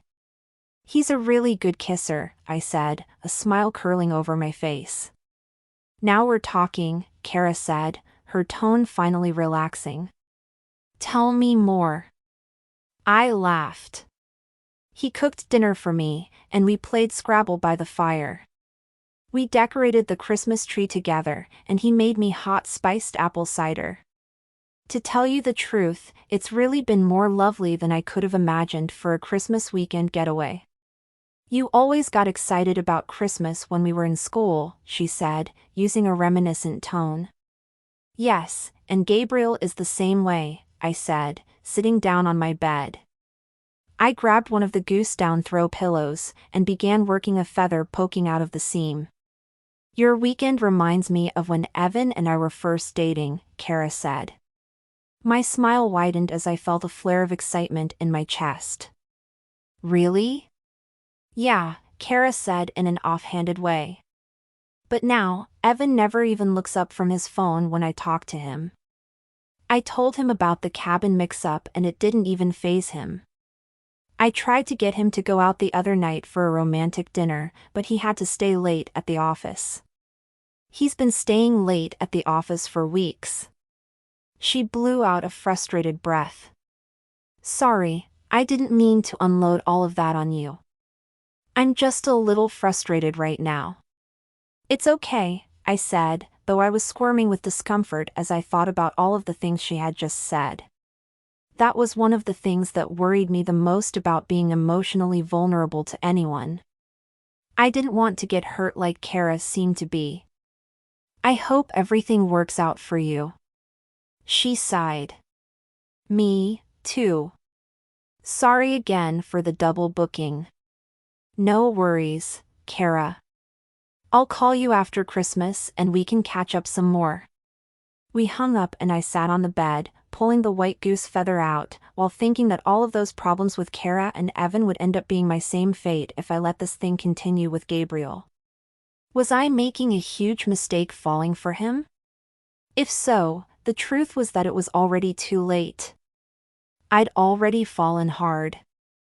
I finished wrapping Gabriel's gift, admiring the gold, glittery bow that I had tied around the shiny, metallic red paper. Beautiful. Aunt Lucy would definitely have approved. She always prided herself on the perfect wrapping job, elegant and festive at the same time. This was my way of bringing some of my Christmas traditions to this Christmas at the cabin. Sitting down on my bed, I pulled my hair back into a French knot. I couldn't get the conversation with Kara out of my head. She had always seemed happy with Evan, but now she sounded miserable. I knew that Kara had a penchant for being overly dramatic from time to time, but there had been something real and raw in her tone. Though it did vaguely remind me of the time she had freaked out during a long study session in the library when she accused another girl of stealing her textbook, which turned out not to be true. Still, if Kara was serious about being unhappy with Evan, I had to wonder if that meant they were headed for divorce. Didn't anyone stay together anymore? Surely there were couples who believed in second chances like Gabriel did. Thinking of Gabriel, my thoughts drifted to all of the things he had told me about his parents. They seemed like a great couple, who had stayed together through all of the ups and downs of life. Maybe that was where Gabriel got his optimistic outlook on life. Being a divorce lawyer had seemed like such a natural fit after being raised by Aunt Lucy. If getting divorced was the best thing that had ever happened to her, what better way to make a difference than to help others do exactly the same thing? Meeting Gabriel had changed my perspective on some things that I hadn't even realized needed changing. Thinking about Gabriel made me smile and tingles of anticipation danced up and down my spine. I had the overwhelming urge to go downstairs to see him. Maybe he'd be up for another round of Scrabble by the fire. Or better yet, I could beat him again. I chuckled to myself. He was such a good sport. It helped that he was such a good kisser. Maybe we could just skip the Scrabble bets and go straight to kissing. That sounded like a good way to spend the evening, even though my conversation with Kara still nagged at the back of my mind. When I got downstairs, I heard clattering coming from the kitchen. Popping my head around the doorframe, I saw Gabriel unloading grocery bags. "What are you doing?" I asked. "Hey, beautiful." He smiled as he set a carton of eggs on the counter. I was just about to start making my dad's famous gingerbread cookies. We used to make them every year, even when I was an adult. I haven't made them since he passed away. But now I want to make them with you. Are you up for helping? Yes, that sounds wonderful, I said, coming into the kitchen, feeling touched to the depths of my soul in a way that no one had ever made me feel before. Do you have a recipe? He tapped his temple. It's all up here. How about if I tell you what to put in, and then we can mix it all together? Sounds like a recipe for disaster, I said, laughing. You had better mix everything, and I'll help roll it out and cut out the gingerbread men. I'm not much of a baker. As you wish. He smiled, getting to work mixing the molasses dough. The cinnamon sent me into fits of Christmas memories, and I couldn't help but sneak a spoonful of dough from the bowl. Gabriel smirked, but pretended not to notice. I pushed some ingredients out of the way, and dusted off my hands as I leaned against the counter. Do you make traditional gingerbread men? I asked. We can make whatever you want, he said, with a wink. He handed me a floured rolling pin, and I set to work rolling out the dough. While I was doing the rolling, Gabriel set up his phone and played Christmas music throughout the kitchen, starting with Martina McBride singing White Christmas. The heat from the oven made the kitchen feel cozy, and I felt myself singing along with the music. I barely noticed the wind picking up outside and the sky clouding over. More snow would not have been unwelcome at the moment. We finished cutting out the gingerbread people, men and women, thanks to yours truly, and placed them on the baking sheets. After the first batch of cookies were in the oven, Gabriel extended his hand to me. May I have this dance? For real? I flushed and glanced around the kitchen, though I wasn't sure why. It wasn't like anyone was here. I'd never been very romantic, so maybe I was just feeling a little out of my element. The Christmas song sung by Nat King Cole was playing, and there was nothing I'd rather be doing right now other than dancing with Gabriel. So, I nodded, and then took his flour-dusted hand, letting him lead me around the room as we smiled at each other. When the song finished, another came on, and then another. Finally, I rested my head against his chest for a moment. The timer went off, buzzing throughout the room. Gabriel kissed my temple before releasing me. He went to check on the cookies and dust them with a tiny bit of powdered sugar. That had apparently been part of the secret recipe. You know, I said. I don't know if I should be saying this or not, but I feel like this whole trip was serendipitous. He smiled at me as he set the timer again. My dad used to tell me that Christmas is the perfect time to reset yourself, because an open heart willing to give love and second chances can change the world. Did he have a lot of sayings? I asked, rolling a small ball of dough between my fingers and then popping it in my mouth. Mostly he just taught me by his example. Like his take on second chances, Gabriel said, a look of wistfulness filling his face. He was very big on that. What else did he say about them? I asked, finding that I had an overwhelming desire to know more about his dad, because clearly his father had a huge influence in his life. He used to say that everyone deserved a second chance, because it's hard to get things right the first time around. When I was in law school, he actually encouraged me to become a divorce lawyer. Why would someone optimistic do that? I asked.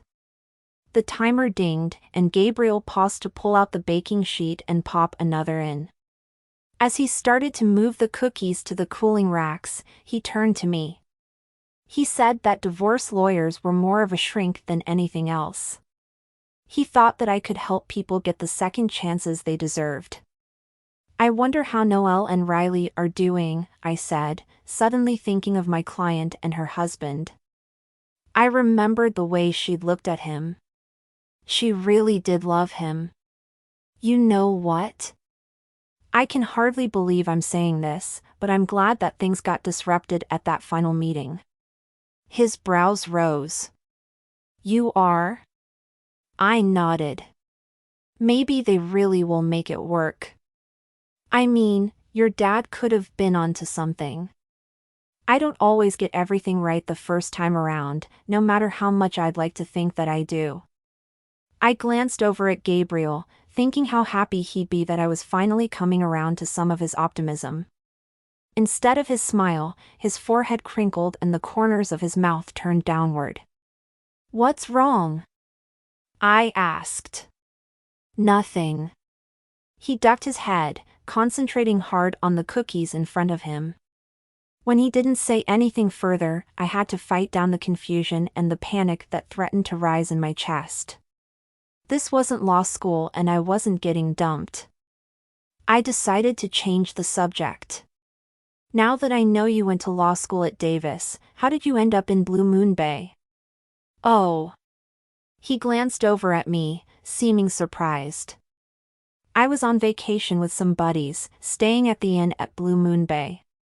I felt connected to the town right away, like it was pulling me in with every step I took. He held up a finger, as if to say he'd continue his story in a minute. I think these cookies are just about cool enough to decorate. I'll get the icing ready. I watched as he got out 2 piping bags and a small bowl of red cinnamon candies. Aren't those spicy? I asked, pointing at the candy. Sorry, it's a tradition, he said, grinning. My dad loved those. I'm sure they're perfect, I said. Now finish telling me why you moved to Blue Moon Bay. I mean, I get why you'd be drawn to the town. It's perfectly charming. But to uproot your whole life? That's a big commitment. I've never told anyone this story before. But I was out for a walk on the beach behind the inn and I came across the plaque that holds the Kissed by the Bay legend on it, he said, outlining one of the gingerbread men in white icing, and then using the icing to glue on red candy buttons and eyes. I read the story of the legend, and how it promised that one kiss, right here, under a blue moon would lead to love that lasts forever. That felt like magic to me. I knew without any hesitation that I was meant to live in that town. Wow. I let his words sink in. He was the most romantic man I had ever known. I loved that about him, which was odd considering that I'd never been a romantic person, not since I'd had my heart broken anyway. Maybe my heart needed a second chance. There were so many things that I wanted to say to Gabriel, but the words all tangled on my tongue. So, instead I grabbed a piping bag and began to mimic his decorating style. You can decorate them however you want, he said, grinning as he watched my pathetic attempt at decorating a gingerbread woman. My bow looked like a big blob perched atop her head, but instead of feeling stressed at the imperfection like I might have before I'd met Gabriel, all I could do was laugh at my mess. That's an amazing rock on her head, he said, joking. Joy filled my chest, but instead of laughing, tears filled my eyes. Suddenly, I blurted, you know how the Kissed by the Bay legend felt magical to you? That's what the past few days here at the cabin have felt like to me. I looked up to find that Gabriel had stilled and was watching me carefully. Taking a deep breath, I continued, I've completely fallen for you. You've made me ready to trust again. I trust you, Gabriel. Harper, he set down his piping bag and moved around the island. He reached out and pulled me into his arms. Placing my palms against the front of his shirt, I could feel a lump growing in my throat, and I couldn't believe what I'd just admitted to him. He put his crooked finger under my chin and lifted my face so that I was looking into his chocolate brown eyes. You can trust me. "I promise you that," he said. And then he leaned down and pressed his lips to mine. The kiss was as sweet as the Christmas cookies we were baking. Falling deeper into the kiss, I closed my eyes, wanting to use all of my other senses to remember this moment forever: the way he tasted like cinnamon, the way the kitchen smelled like gingerbread, his flannel shirt soft under my fingertips. But then the sound of the timer made me jump back. "You surprised me." Gabriel's hooded eyes told me he seemed as dazed as I felt, but I couldn't believe my admission had been that big of a surprise. He cracked a smile at me. "I've been waiting, but you still haven't cleaned up the mess I made from baking." I glanced around the kitchen, noticing the complete disaster this baking endeavor had created, and suddenly realized that I didn't care. For the first time in as long as I could remember, I didn't care about the mess around us in the least. It was funny how a sweet man, standing with his arms around me, could change my priorities. Maybe it was even a Christmas miracle. I grinned back up at him. "I guess I have better things to do right now." Grabbing a fistful of his shirt in my hand, I pulled him back toward me until our lips met in another sweet, soul-shattering kiss that made me melt against him. Chapter 6. I woke from my nap later that afternoon, feeling warm and content, with the cabin still smelling strongly of gingerbread. In my hazy, half-wakeful, half-dream state, I wondered if I had ever had a nicer Christmas vacation than this one. Not likely. Even when Aunt Lucy and I were celebrating with our small traditions, had I ever felt so homey and content? As I woke up more, I realized that sunlight was slanting through my window. The dark, threatening skies from earlier in the day had retreated, and from my view outside the window, the sky was now blue with small fluffy clouds drifting by. Syrupy Christmas songs trilled in my head, and I thought taking a little hike might be a nice way to spend an hour.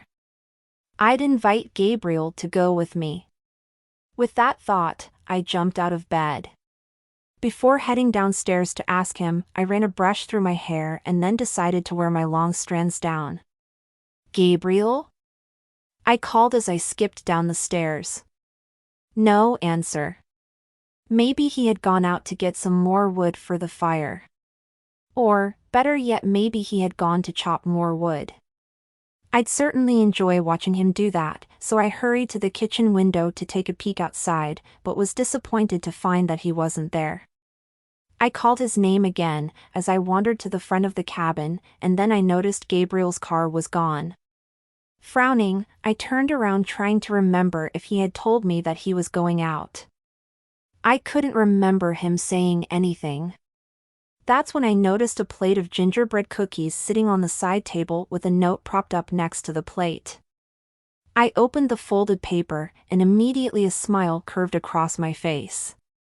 "Hey, beautiful. I hope you had a good nap. I'm going into town to pick up a measuring tape. It's essential for the professional light display I'm planning to create later. I take my Christmas decorating very seriously. Eat some gingerbread cookies and enjoy the fire I made. I'll see you soon. Gabriel."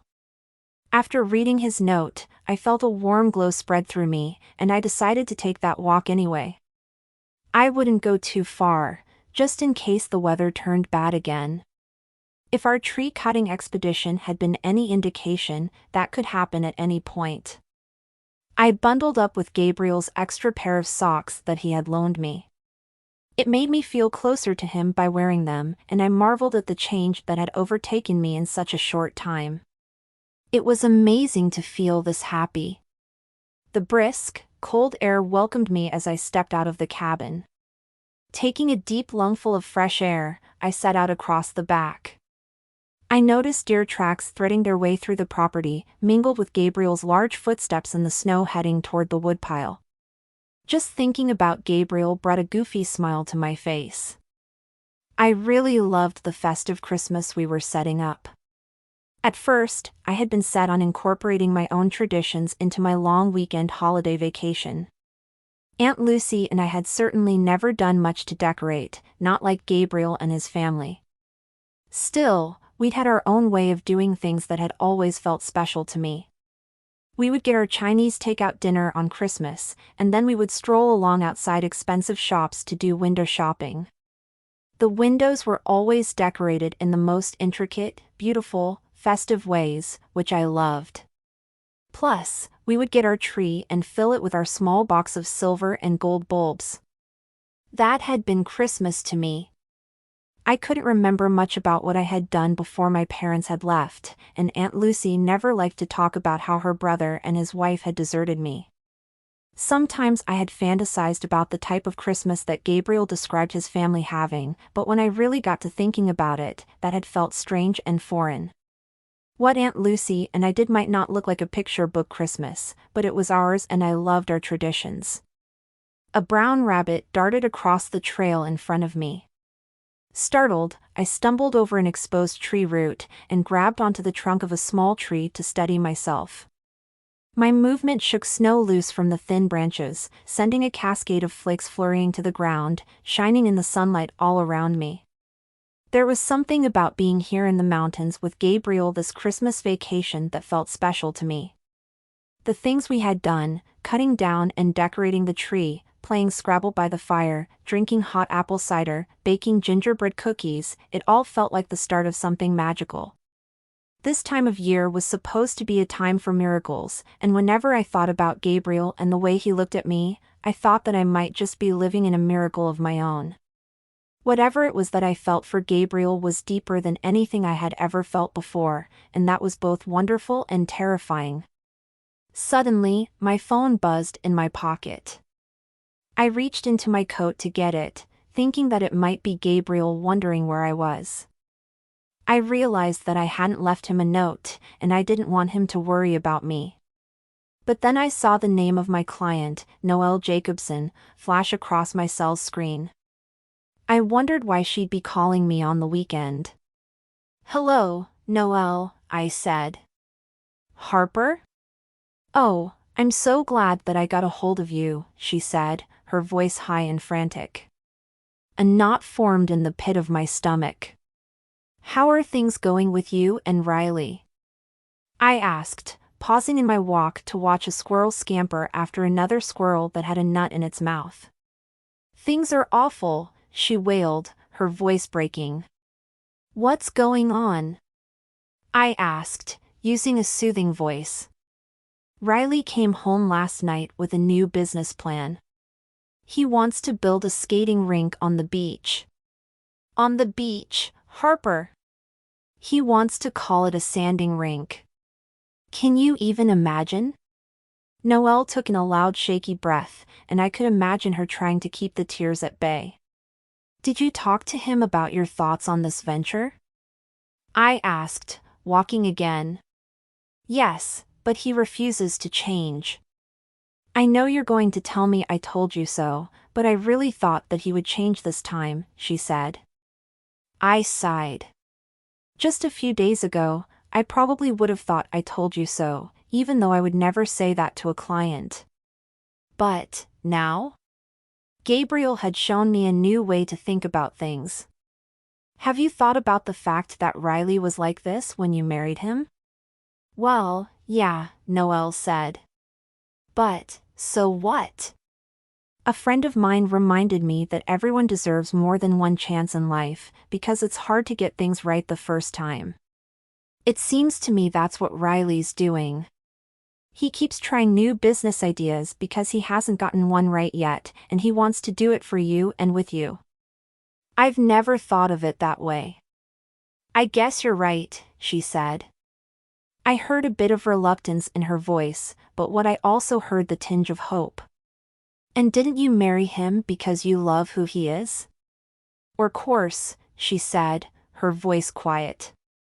"I love Riley. I really do, and all the reasons that I married him do mean something to me. But I can't live like this anymore. I need stability.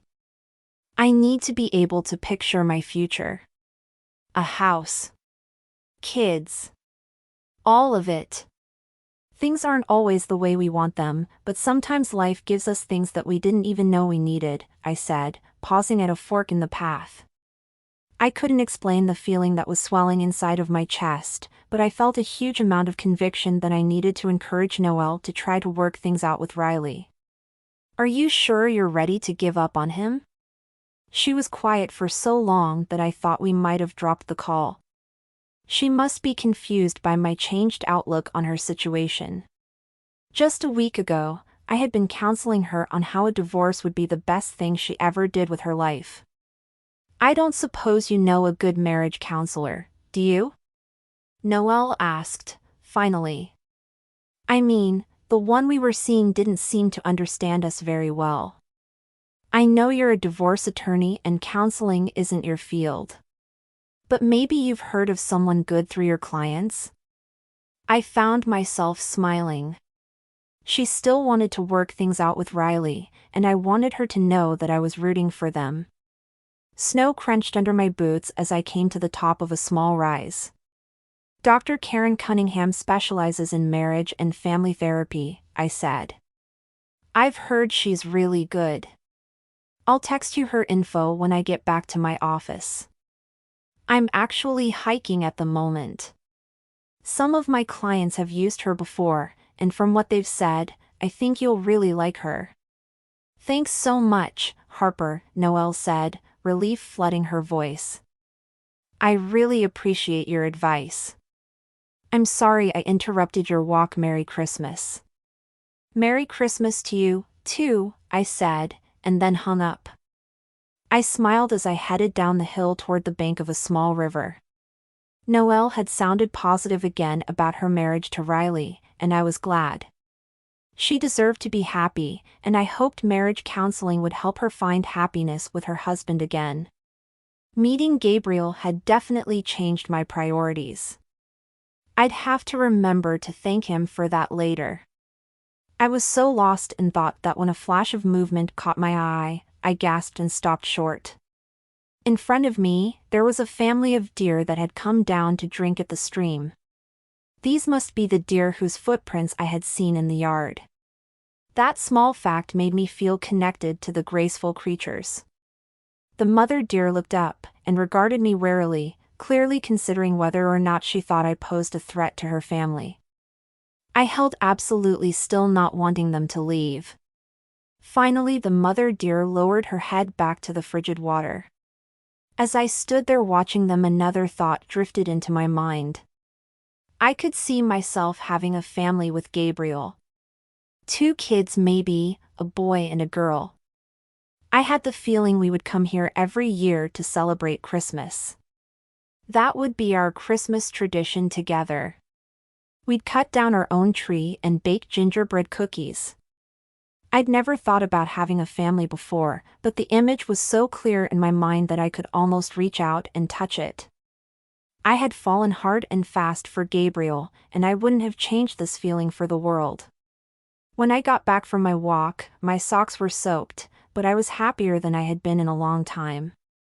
As I peeled off my boots and socks, I noticed that there was a present under the tree. Moving closer, I saw that it had my name on it. That must have been what Gabriel had been doing in town. I flushed with the pleasure of it all. I hurried upstairs and retrieved the angel from the top of my closet. Now she wouldn't be lonely under the tree all by herself. I didn't know where Gabriel was, but I hurried to arrange the present beside the other one. It wasn't that I didn't want him to see the gift, but I thought it would be fun for him to be surprised by its appearance just like I had been. With that done, I headed into the kitchen where I found Gabriel's phone on the docking station. I flipped it on and the sound of silent night filled the small space. All that was left to do was build a fire, and the ambience for the evening would be set. Just as I was putting the first logs into the fireplace, the front door opened. Gabriel staggered in, laden down with bags from a local restaurant, the Chinese one that I had wanted to try. I jumped up and grabbed a bag from him. "How did you know I love Chinese food?"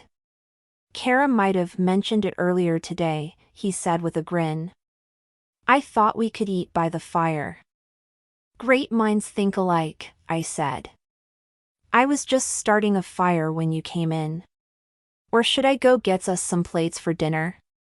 If you don't mind, I can take care of the fire while you dish up our dinner, Gabriel said, then he bent his head as if he just heard the Christmas music pouring from the kitchen.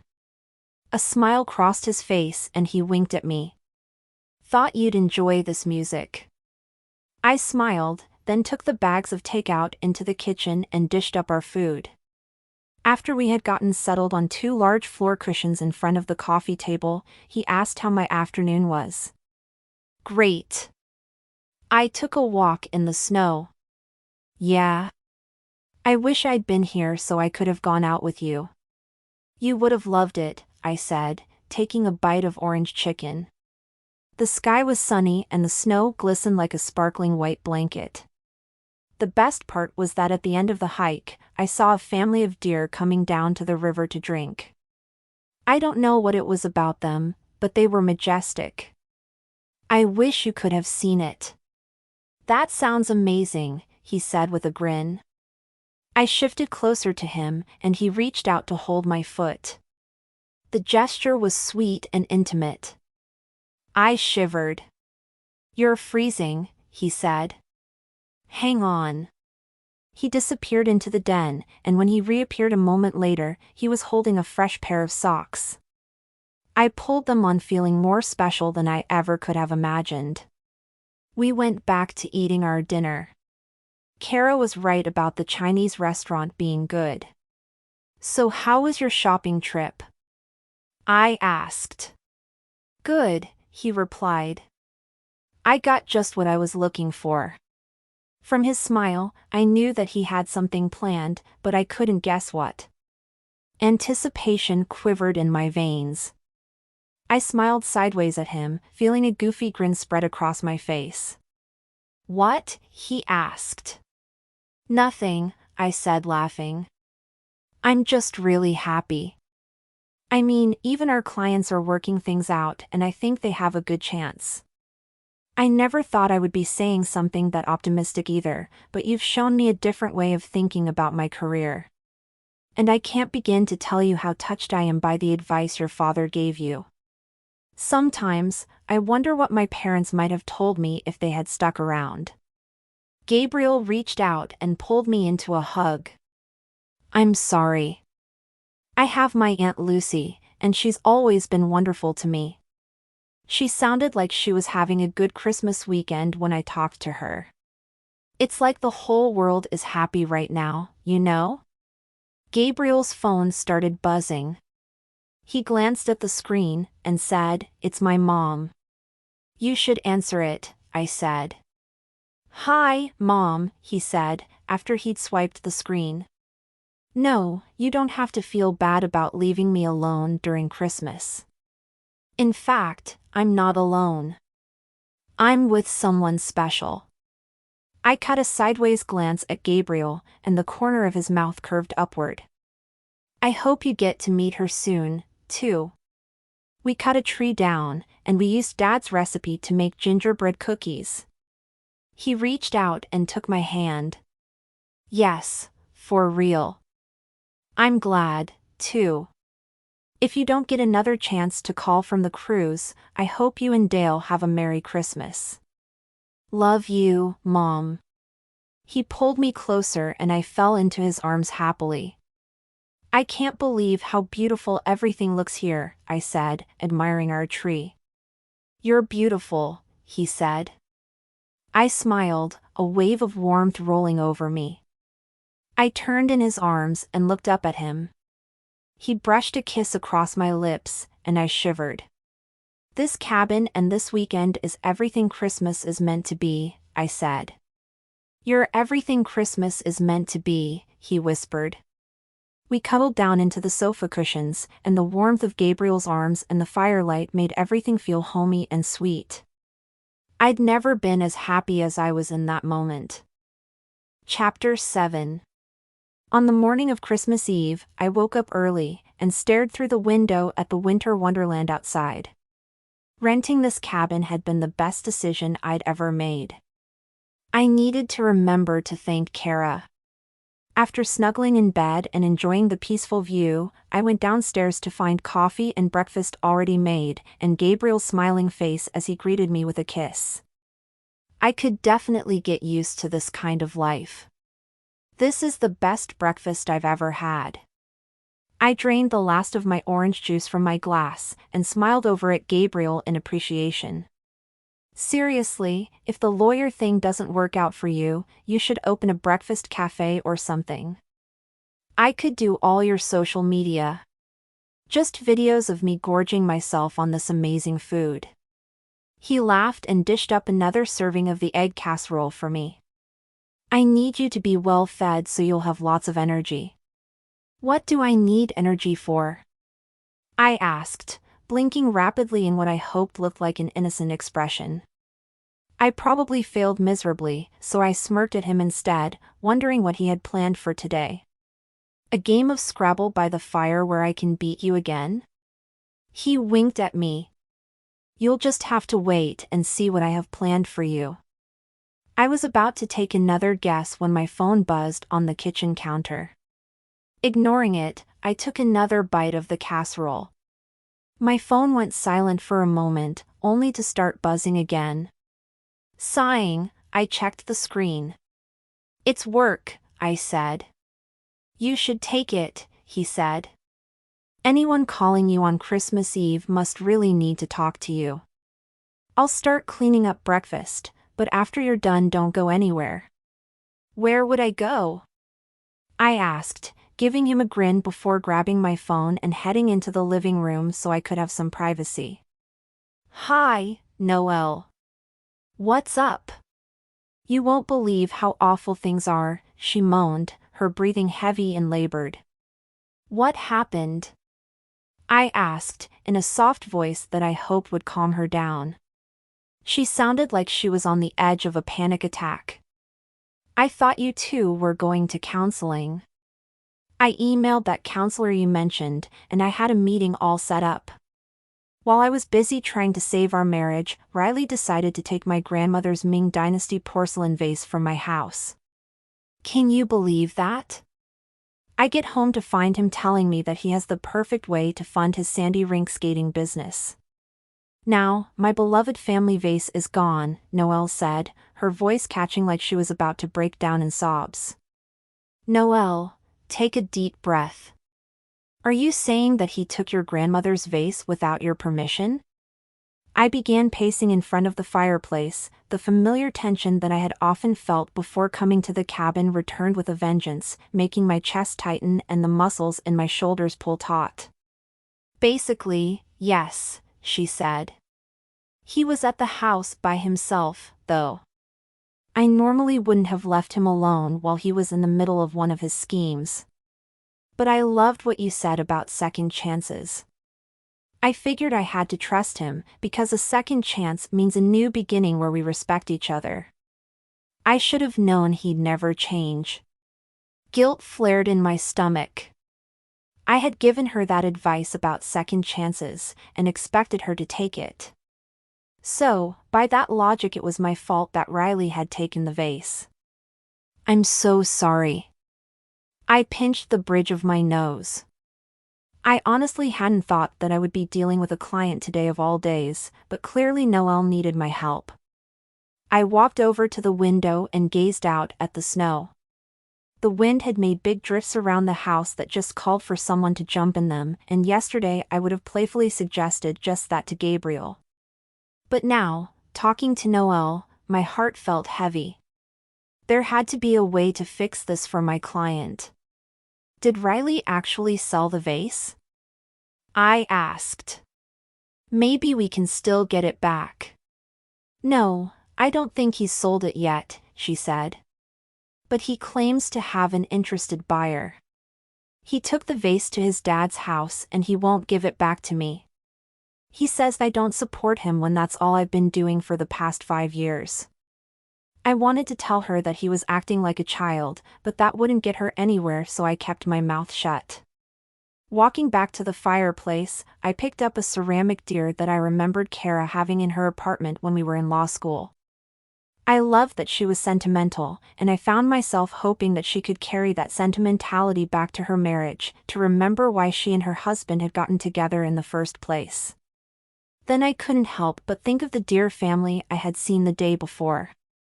If I could find magic in this place that completely changed my view of the world, then others could find magic where they were as well, especially right now when it was Christmas time. My job really did have to become helping my clients find their magic moments again. When Riley cools off, you should bring this up with the marriage counselor immediately, I suggested. Given that it was the day before Christmas, there really wasn't much I could do legally to help her out other than give her suggestions. I honestly don't know how the marriage counselor can help us at this point, Noelle said. He's not trustworthy, and he never will be. Don't jump to conclusions. I walked back to the window with the deer in my hand, struggling with what she should do. I'm sure that if you have a mediator, you two can sort things out. Obviously, Riley needs to learn to communicate better. Yeah, that, and he needed to learn to control his pilfering impulses. He doesn't want to work on our marriage anymore, she said, in a trembling voice. Do you know what he did after our fight 2 days ago? He called his divorce attorney and instructed him to make sure I get nothing. He says his lawyer is going to take me down, and that would serve me right since I never supported his dreams. The blood in my veins turned to ice. Gabriel had known about Riley's plan to ruin Noelle? But I'd been saying that Noelle and Riley could work things out, and he'd never corrected me. I'd waxed poetic about how he'd been right about second chances. He had known about Riley's vengeance plan? And he'd kept it from me? I felt anger chasing the shock away, biting at the heels of my embarrassment about opening up in that way to him. I swallowed hard, trying not to believe the bleak reality presenting itself to me. If Gabriel had lied to me, then everything between us had been a sham. I pictured the way Gabriel's chocolate brown eyes peered down at me. I remembered his sweet kisses. No, it wasn't possible that Gabriel would betray me. Noelle must be mistaken. Are you sure he called his attorney? I asked, taking a deep breath, and hoping she had just gotten things mixed up. Maybe he just talked about calling his attorney. Yes, I'm sure he called him. I even checked his cell phone records, Noelle explained. Man, I had to admire her thoroughness. Do you think he'll be able to get a jump on the divorce proceedings, because he alerted his attorney before I alerted mine? Is there any paperwork we can file today? I don't want to be ruined. I will handle this for you, Noelle. Trust me. I found myself squeezing the neck of the poor little ceramic deer so hard that I thought it might crack in my hand. Time to put it down. I set it carefully on the coffee table and dropped down on the sofa, feeling lightheaded. Okay, I trust you. You always give me the best advice, she said, guilt seeping through me at her words. His attorney probably isn't available today anyway. Apparently he's away at a cabin in Tahoe with some unfortunate woman who probably trusts him like I trusted Riley. I feel so sorry for her. Riley told me that even though his attorney couldn't talk much, he promised to devise a plan when he returned. That sounds menacing, doesn't it? He's not going to ruin your life, I said in a tight voice. So many conflicting emotions were swirling inside of me, but I would handle things for my client. I'll take care of your situation. I always do. I promise you that whatever Riley's lawyer throws at me, I'll throw 10 of that back at him. There was a long silence. My mind was whirling. If Riley wouldn't return that vase, then I'd make sure he wouldn't get a penny in alimony. Thank you for your help, she said, then she began to sob. This is awful. After all he's done, I still love him, she said, on a hiccup. I'm sorry you're going through this, I said, as helplessness washed over me. I didn't know what else to say to her at that moment. Of course she still loved her husband, but feelings weren't what divorce was about. It was about logic and doing what's best in the long run. In Noelle's case, it was about protecting her assets from Riley's erratic business ideas. My heart broke for her, though. I should have kept her strong. I should never have told her to give Riley a second chance, or convinced her that marriage counseling could work for her. I should have kept my mouth shut and protected her the best I could. You know what hurts the most? She asked, drawing in a stuttering breath. Riley kept saying that I never supported him and that he didn't want any baggage keeping him from his dreams. He called me selfish and needy. I felt a stab of pain in my heart at the word needy. That one word jolted me awake after a long weekend fog. I remembered when Curtis had called me needy. That same word had given me the strength to vow to never need a man, to never beg from a man, and to never give my heart away. A vow I never should have pushed aside, especially not for Gabriel Hart. Don't worry, Noelle. I'll take care of everything. I hung up the phone as a wave of determination surged through me. It was time to leave this little cabin in the woods and get back to reality. It was time to head back to Blue Moon Bay. I took a deep breath, trying to fight back the swell of hurt and anger that kept pushing against my chest. As I packed my bags, the strains of Silent Night drifted upstairs through my closed bedroom door. A big part of me wanted to go down to the kitchen to talk to Gabriel. Or, I could just give him a second chance. But how could I possibly do that after what had happened to my client thanks to him? Poor Noelle had taken my bad advice and had given Riley a second chance he obviously didn't deserve. Look where that had gotten her, too. Short one Ming Dynasty vase, that was where. No, I wouldn't talk to Gabriel. I'd just get out of here as fast as I could. I picked up the dress I'd worn the first night Gabriel had cooked for me. There was a small red sauce stain on the front. I winced, remembering how I'd softened toward Gabriel that night. I shook my head, vowing to get rid of that stain as soon as I got home. Otherwise, the garment would forever remind me of Gabriel Hart, and that was not acceptable. A knock knock knock came from the other side of my bedroom door. Yes? I gritted my teeth and stuffed the sweater into my suitcase as the door opened. Gabriel came in and it felt like all of the air was sucked out of the room. Hey. He smiled at me. What are you doing up in here? Are you ready for your surprise? His tone sounded so cheerful and upbeat that I momentarily forgot how mad I was at him. I was almost able to step back into that heavenly fog of cinnamon-scented cookies baking in the kitchen, the crackling fire in the living room, and walking in the sparkling snow outside. Then, an image of Noelle's sad face flashed through my mind. I raised my chin. No, I'm not ready for my surprise. I'm never going to be ready for a surprise from you. I watched his brows come together. I could tell that he was taken aback by my sudden mood shift, but I plowed ahead. You knew, didn't you? He shook his head slowly. I knew what exactly. You knew that Riley had no intention of getting back together with Noelle.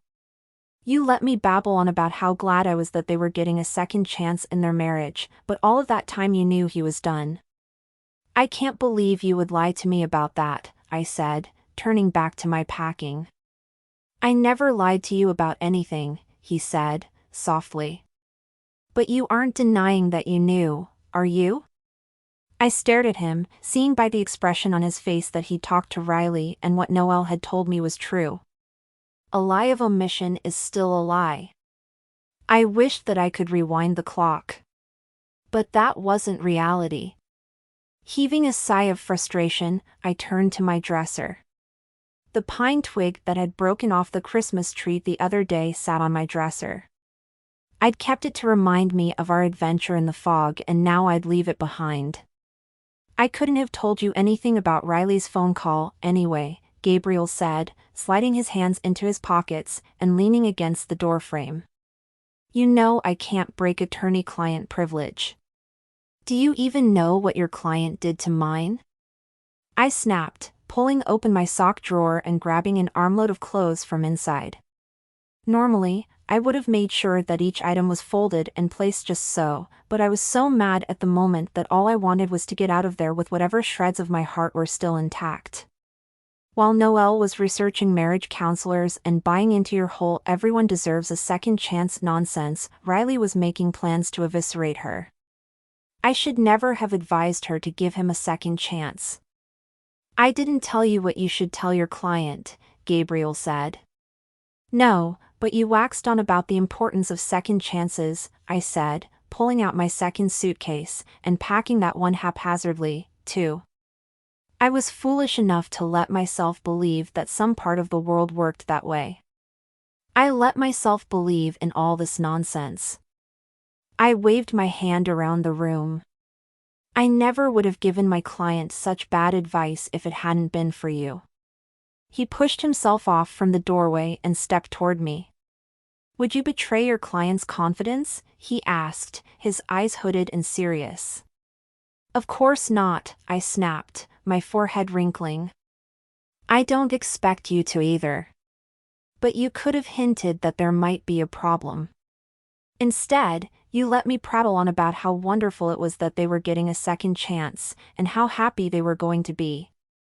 And you knew that Riley was plotting against Noelle. He took another step toward me. Be reasonable, Harper. You know it would be unethical for me to say anything. I am finally being reasonable, I snapped. Clearly, I wasn't going to make him see things from my point of view, and there was even less of a chance that he was going to admit that he had done anything wrong. So I zipped my suitcase and grabbed both of my awkwardly packed bags and brushed past him as I headed for the stairs. So what?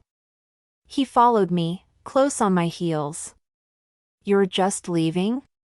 You're going to give up on what we have without even talking about this? You've proven that I can't trust you. If I stayed, then I'd be sucked right back into all of this fantasyland. I don't need that in my life, I said, without bothering to stop or turn around. Behind me, Gabriel exhaled audibly. This is exactly what happened with my ex. Things get a little tough and she just bailed. Just like you're doing. I halted abruptly at the bottom of the stairs and spun around. How dare he compare me to his ex? I'm sure she had a good reason, too, I quipped. He winced. We were having problems, so she took up with another guy and bailed. Is that your idea of a good reason? My heart clenched in my chest and I felt terrible. I'm sorry, I said, wanting to put my arms around him. But I held back for my own good. That doesn't change anything between us, though. I can't trust you. But... No, I said. Nothing you can say will change my mind. You could have told me about Riley and Noelle without actually telling me. But you didn't. And, honestly, the fact that the two of them have broken up again only proves my point that love can't last. I set my bags down on the entryway tile. Look at what we do for a living, Gabriel. Do you really believe that love actually works? Yes. He stepped toward me, reaching out to take my hand. His hand felt warm and strong around mine. My parents were very much in love. Tears sprang into my eyes, but I blinked them away. I forgot something in my room, I said, pulling my hand away and hurrying for the stairs before I changed my mind and stayed. When I got back to my room, I crossed straight to the dresser and picked up the pine twig. It would always remind me of Gabriel, but I couldn't part with it. Looking around the room, I felt a sharp pang of sadness knowing that I would never be back. If there were just some way. I drew in a sharp breath and shook my head. No, I wasn't going to let myself fall back into bad habits. Look at what happened to Noelle when she decided to take my obviously misguided advice. No amount of Christmas perfection was going to make me forget my vow to never let myself need a man again, not even someone as amazing as Gabriel. I couldn't trust him, and that was all I needed to know. Taking another deep breath, I headed back downstairs. Gabriel stood by the door, his gaze meeting mine with a look of sadness. "Don't leave, Harper." "I have to." My throat tightened. "Your parents may have been in love, but your dad probably never gave your mom any reason to doubt him." "No," he countered, shaking his head. "The difference is they were dedicated to each other no matter what. Other people just bail." "I'm not willing to take that risk," I said, picking up my bags. Then I headed out the front door into the perfect blustery wintry world. A huge part of me didn't want to head back into the real world. But if I didn't, then there would be nothing left of my heart when Gabriel was done with it. Chapter 8. I pulled into the garage of my townhome, feeling like I'd been run over by a truck. A steaming bag of Chinese takeout from Uncle Shuang sat on the seat beside me, but I had zero appetite. I grabbed the takeout and headed inside, deciding that I could haul my bags in later. While I should have been relieved to finally be home, the whole experience at the cabin shimmered in the back of my memory like a dream. I could hardly believe that I'd left Tahoe only earlier in the day. I entered my townhome and dropped my keys into the ceramic bowl perfectly placed on the antique wooden table in the foyer. The familiarity of my home brought no relief to the stress that had been threatening to crush me since I'd left the cabin. Flipping on more lights, I went into the kitchen and set my bag down on the white countertop. I grabbed a plate from the cabinet and opened the paper bag. The smell of chicken, fried rice, and egg rolls hit me full force and my stomach growled. Instead of filling my plate in a pleasing way, I reached into the bag, snagged one of the egg rolls, and took an enormous bite. Groaning, I hurriedly dumped food onto the plate. As I went to grab a fork, I glanced around my townhouse with the sleek bar stools sitting by the breakfast bar, the leather sofa and armchairs arranged perfectly in the living room, and the minimalist art hanging on my walls. I had no Christmas decorations of any kind. The realization hit me like a punch in the gut. The place felt empty, void, without all the holiday decorations we'd had at the cabin. Maybe the place felt empty without Gabriel. I tried to ignore that last thought. My gaze dropped to my plate and I couldn't help but remember the first time Gabriel cooked for me. All I could do was clean up after him because I'd been so stressed out by his mess. I laughed softly to myself. I had been so concerned with cleanliness I hadn't been paying attention to what was right in front of me. I didn't have to worry about that here at least. My smile faded as I remembered the betrayal I'd felt when I found out Gabriel had known that Riley wasn't trustworthy. That meant that Gabriel wasn't trustworthy, and I'd been foolish enough to let him into my heart. He was the reason I'd given Noelle such terrible, sappy advice. I was the reason she had decided to give her soon-to-be ex-husband a second chance. I had called Noelle on my car ride home and assured her again that I would take care of everything. She'd sounded grateful but so sad that I had nearly cried. Thinking about my phone, I realized that I hadn't checked my home phone yet. I glanced to the other side of the counter. I saw that the light on the answering machine was blinking. My heart leapt and my pulse sped up as I wondered if Gabriel might have called. That thought was chased away quickly with the question of how he would have gotten my home number. I shouldn't have cared so much, but my hands were shaking so hard that I set my plate down with a thump and could barely punch my pin into the phone to retrieve my messages. You have 2 new messages. Message 1. Hey, Harper. It's Charlie. Merry Christmas Eve. How is your vacation going? I can't wait to hear all about your long weekend of R&R. I'm in town and done with filming, so we need to have lunch when you get back. Call me when you get this. Bye. Message 2. Harper? It's Kara. I am so sorry that we messed up the reservation. I can't believe we did that. You sounded frantic in your messages. Are you okay? I'll try you on your cell. I set the phone back in the receiver and bit my lower lip. I knew that was an old call from Kara, but I couldn't help wondering how she was doing with her own marriage problems and Evan working so late every night. I wondered if I should call her. My stomach was still growling, and I was disappointed that Gabriel hadn't been one of the messages, even though I knew I shouldn't be thinking about him. Pulling out my cell phone, I scrolled through my contact list until I found Kara's number and tapped on it. While I waited for her to answer, I took another bite of an egg roll. I was just swallowing when she answered. "Hi, Harper," she said. "How are you? Still enjoying the cabin?" "Actually, I just got home." "You're home?" She sounded surprised.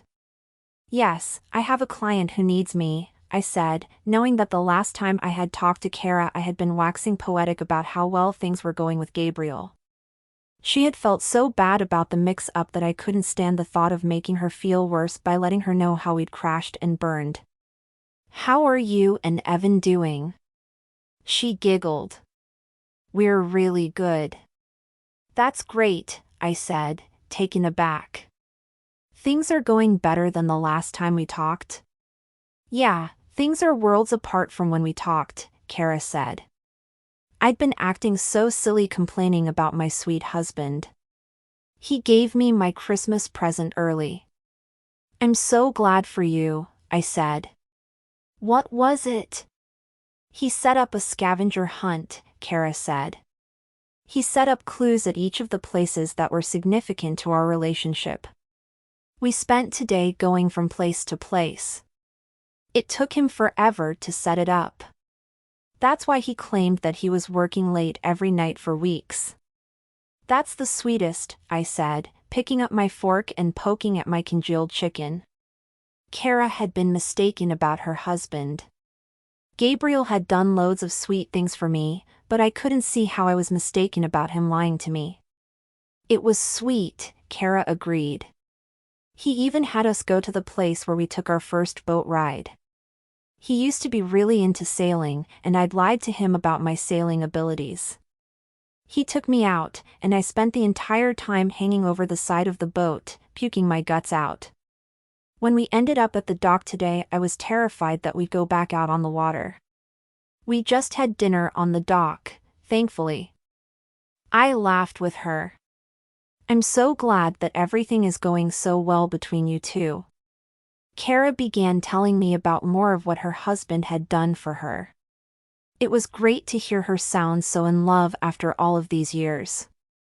The kinds of things that Kara's husband had done were the kinds of things that Gabriel had done for me this past weekend. Kara had made it through a rough patch with her marriage because she was committed, and now it sounded like they were more in love than ever. That made me wonder if that could happen for me and Gabriel. Maybe we could come through our rough patch stronger and more in love than we had been before. Wait, in love? Had I really just had that thought? There was no possible way that I could have fallen for him that fast. Could I? My head told me no, but my heart wasn't agreeing. I swallowed hard and realized that maybe I wasn't as self-aware as I thought I was. Kara and I said our goodbyes, and I sat down on one of the bar stools.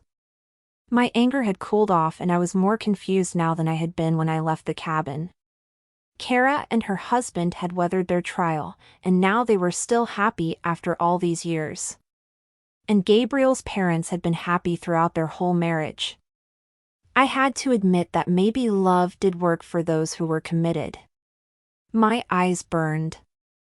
I rubbed a hand over my eyes. Maybe now would be a good time for me to start unpacking. It would distract me from all the confusing thoughts that were scrambling around in my head. I went back into the garage and retrieved my purse and my suitcases. As I straightened up, my purse's contents spilled onto the front seat. The tiny pine twig that I had kept was sitting in the middle of the pile. I picked it up, inhaling the heady scent of Christmas, which reminded me of Gabriel. Tears pricked behind my eyes. In truth, everything was reminding me of him.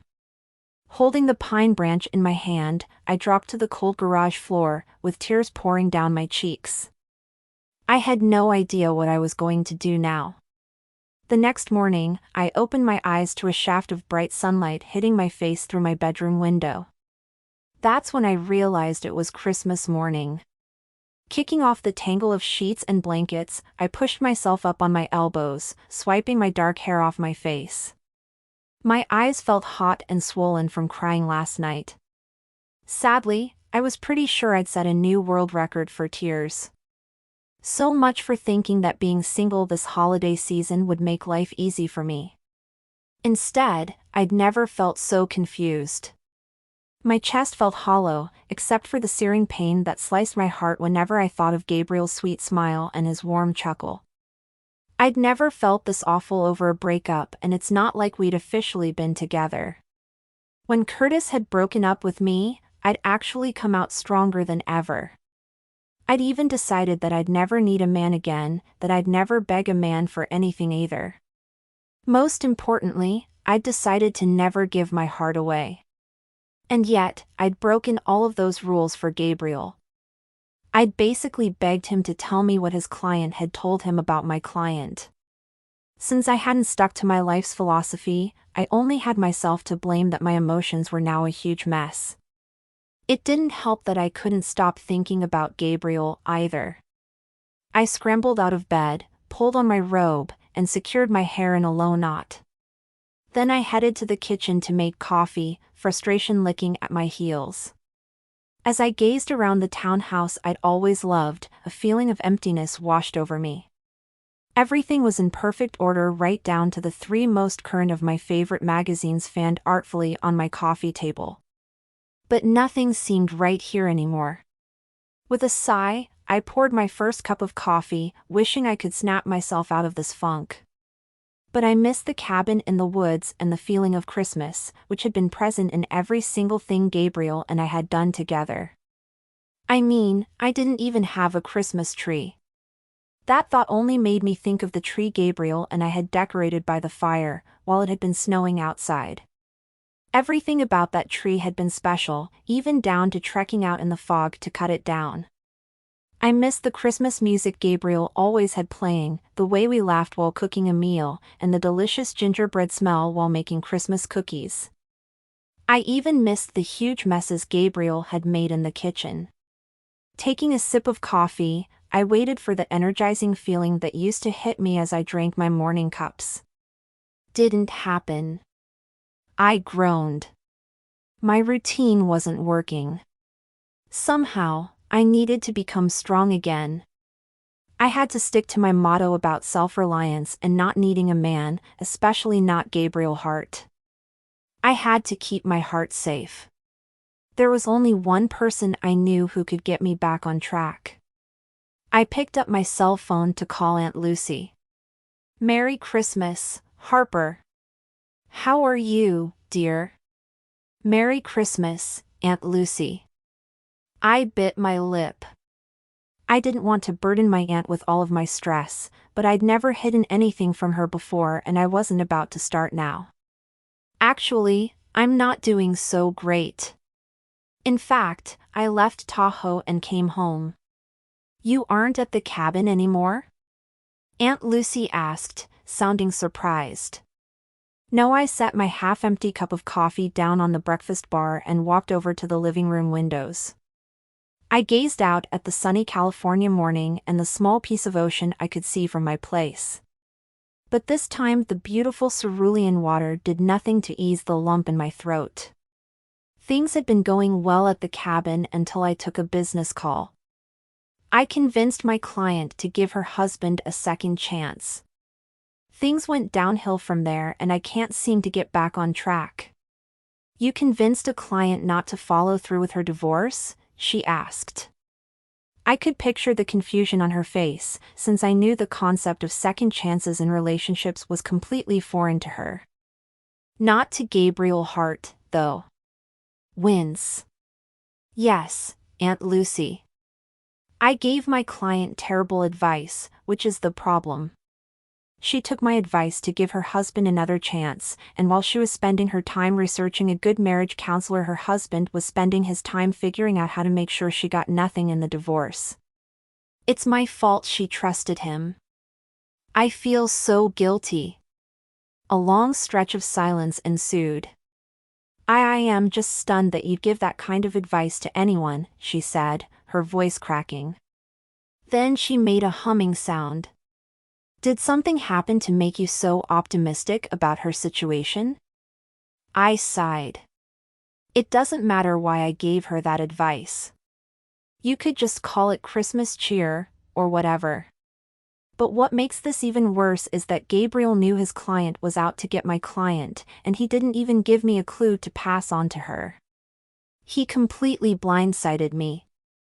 Oh, that must have been hurtful. Aunt Lucy's voice trailed off, and I could hear something in her background that sounded a lot like a man's voice. My brows came together. Are you at home? Yes. Do you have the TV on? I asked. No. I dropped into the nearest chair. But I heard someone in the background. A man. Ah, well. She paused, and then cleared her throat. Harper, I guess I should tell you that I have a guest over for Christmas breakfast. My eyes widened.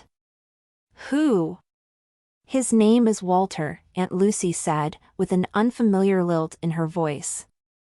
I met him through Emily, remember? Oh, Harper. He's different than any man I've ever known. He's a widower and he speaks so fondly of his wife. I can tell he was a good husband. We were at the Christmas Eve tapas event at the club last night, and I met his late wife's best friend. She hugged me hard, saying that Walter was a wonderful man and she was happy he'd found someone special again.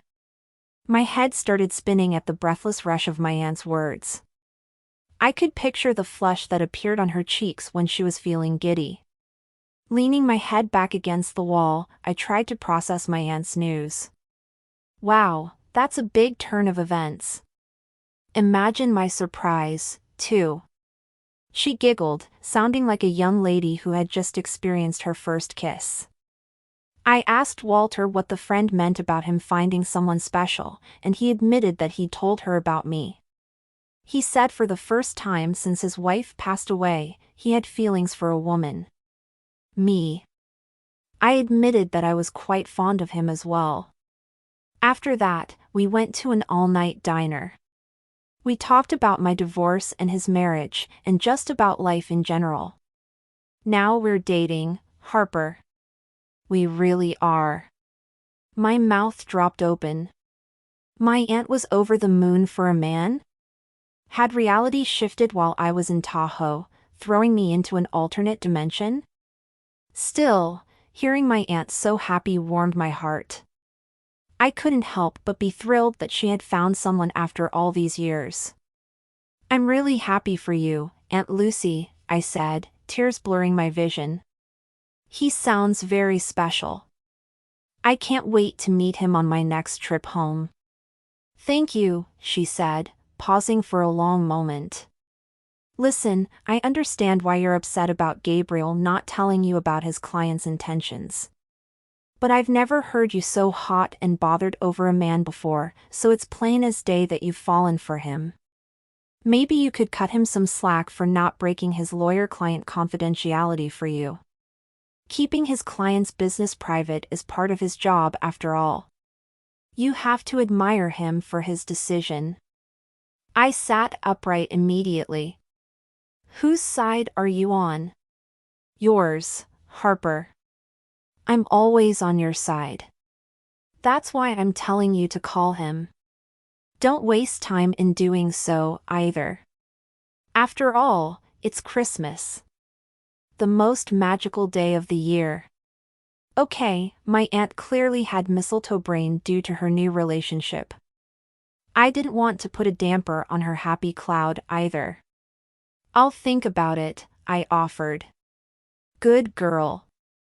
Merry Christmas. Merry Christmas. I hung up and slumped down on my sofa, tossing my cell phone onto the coffee table. Deep down, I knew Aunt Lucy had a point about client confidentiality. But all of the other parts of me were telling me to protect my heart at all costs. I felt more confused than ever. Hot tears pricked my eyes, so I decided to keep busy by unpacking my bags. Getting my things in order physically would help me get things in order mentally. Right? I hurried to the foyer where I had set my suitcase. When I unzipped it, a small red package fell out. I recognized the wrapping from the gift that had been under the Christmas tree at the cabin. How had it gotten here? Gabriel must have stuck the gift in my bag before I'd left. My hand trembled as I lifted the package. I took it into my living room where I peeled back the tape slowly. Inside, I found a small white box. I lifted the top off, revealing a silver charm bracelet on a square piece of white cotton. Tears sprang to my eyes as I examined each charm. There was a Christmas tree, a snowflake, a Scrabble tile, a deer, and a cookie. All of the things that had made the cabin and this Christmas feel so special. Everything, except Gabriel. Tears blurred my vision as I imagined Gabriel alone at the cabin right now. I wondered if he had opened my present to him, the angel. Had he put it on top of the tree? Had it helped give him a fond memory of his dad? Or had it upset him? My heart shattered at that last thought. Wiping stray tears off my cheeks, I knew what I needed to do. I needed to call Gabriel. And I couldn't waste another second. Chapter 9. When I called Gabriel, his phone went straight to voicemail. I left him a message to call me. Now it was hours later, and he hadn't called me yet. I'd unpacked, cleaned up my takeout mess from the night before, and rearranged my living room, all while feeling the charms from Gabriel's gift thump gently against my wrist. The constant reminder of him only served to make me feel more frantic. It was getting late in the day. Christmas would be over soon. I had really hoped to talk to him before the end of the day, before whatever magic we might recapture had vanished for another year. I had really blown it. Gabriel had opened his heart to me, and I had turned away, too scared or too stupid to see what was right in front of me. Now, he was in Tahoe and I was in Blue Moon Bay. Glancing down at the charm bracelet, I remembered what Gabriel had said drew him to move here. It had been the legend on the plaque by the ocean at the inn at Blue Moon Bay. Just thinking about how much the legend had meant to Gabriel, how it had drawn him in enough to live here, made me want to read the legend again. The urge to go was overwhelming, so I grabbed my keys and hurried to my car. In truth, I had always thought the legend was pretty sappy. But no matter how hard I tried to recall, I couldn't remember any of the words now. If I read the legend right now, then at least I'd have a way of feeling close to Gabriel on Christmas.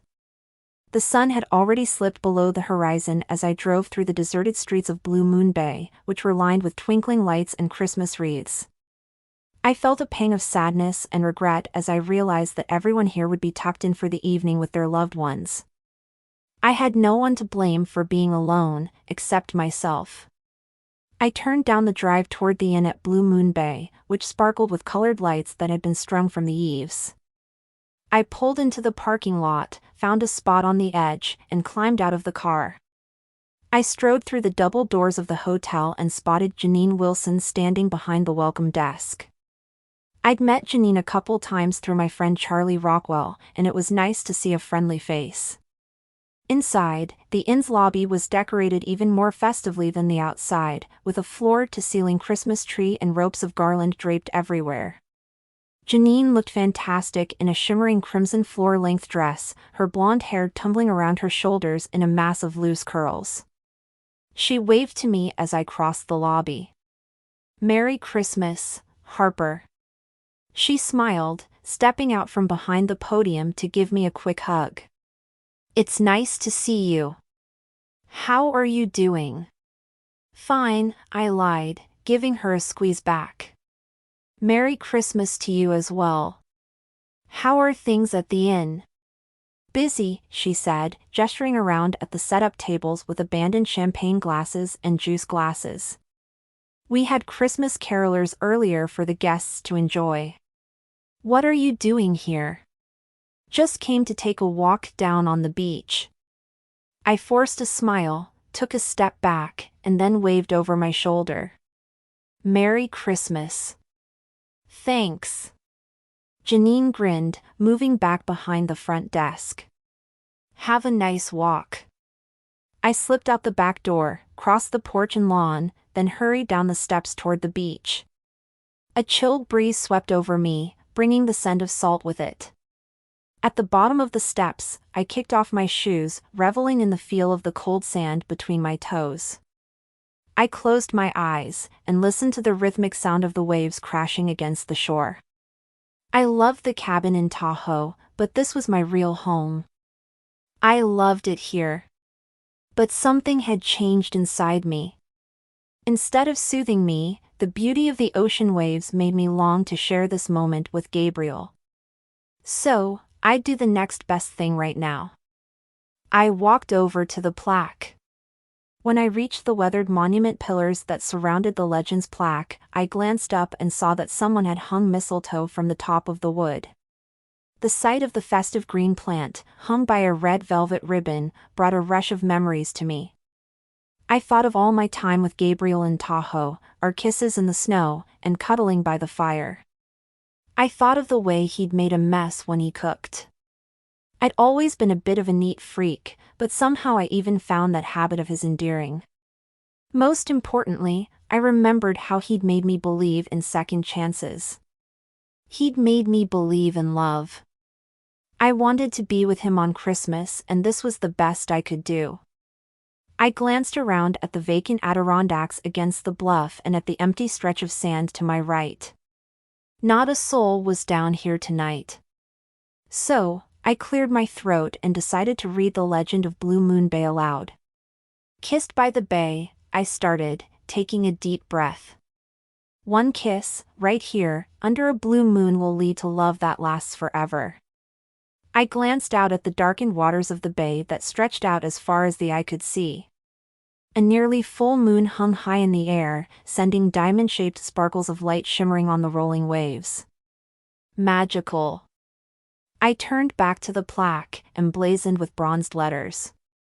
"Know the history of two young people," I continued, fingering the words on the plaque as I read, wondering how many people had touched this very plaque and longed for their true love. "The daughter of locals and the son of summer guests. The two fell helplessly in love on this very beach. When their parents discovered their relationship, they were forbidden to see each other." My throat tightened as I imagined their love being ripped apart. His parents felt that the working girl was beneath their son. Her parents feared the scandal would ruin their business. But the night before the boy's family was to return home, the son got a note to his sweetheart, and they met here under the stars. A cool breeze blew off the ocean, blowing my hair back from my face. Hot tears slipped down my cheeks as I imagined finding love and then losing it. I didn't have to imagine hard, because I felt it with every cell in my aching heart. I swiped at my face, inhaled a shaky breath, and looked down at the plaque again. He pleaded with her to wait a year for him to turn 18 and become a man, that until then they could write to each other in secret and he'd find a way for them to be together. The young girl knew their parents would never allow that to happen, though. She'd always obeyed her parents and wasn't strong enough to go against their wishes, even for the perfect love she shared with him. I paused for a moment. The way things sounded between the young couple made me think of Gabriel, though everything reminded me of Gabriel at this point. When I was up at the cabin with him, everything had felt right with him, perfect even. He'd pushed me out of my comfort zone to help chop down a Christmas tree. He'd introduced me to new traditions when we decorated for Christmas. I'd loved playing Scrabble with him by the fire and drinking hot cider. If I had realized I loved him when I was there, I would have fought for him. I'd fight for him now, though, just as soon as he got home from Tahoe. For now, I'd read the legend he loved so much. I tried to ignore the tears that blurred my vision. So, with broken hearts, they said goodbye to each other right here at this very spot. My throat squeezed so hard that I couldn't read on. What if, like the lovers in the legend, I had to say goodbye to Gabriel? I shook my head. No, I didn't want to. He was too special. We'd grown so close in such a short time, and I truly believed in the depths of my heart that we belonged together, just like when I arrived in Blue Moon Bay and knew I'd always been meant to live here. My eyes burned as I tried to get a grip on my emotions so I could finish reading the legend Gabriel loved so much. But I choked on a sob, unable to continue. A blue moon hung in the night sky, illuminating their final kiss.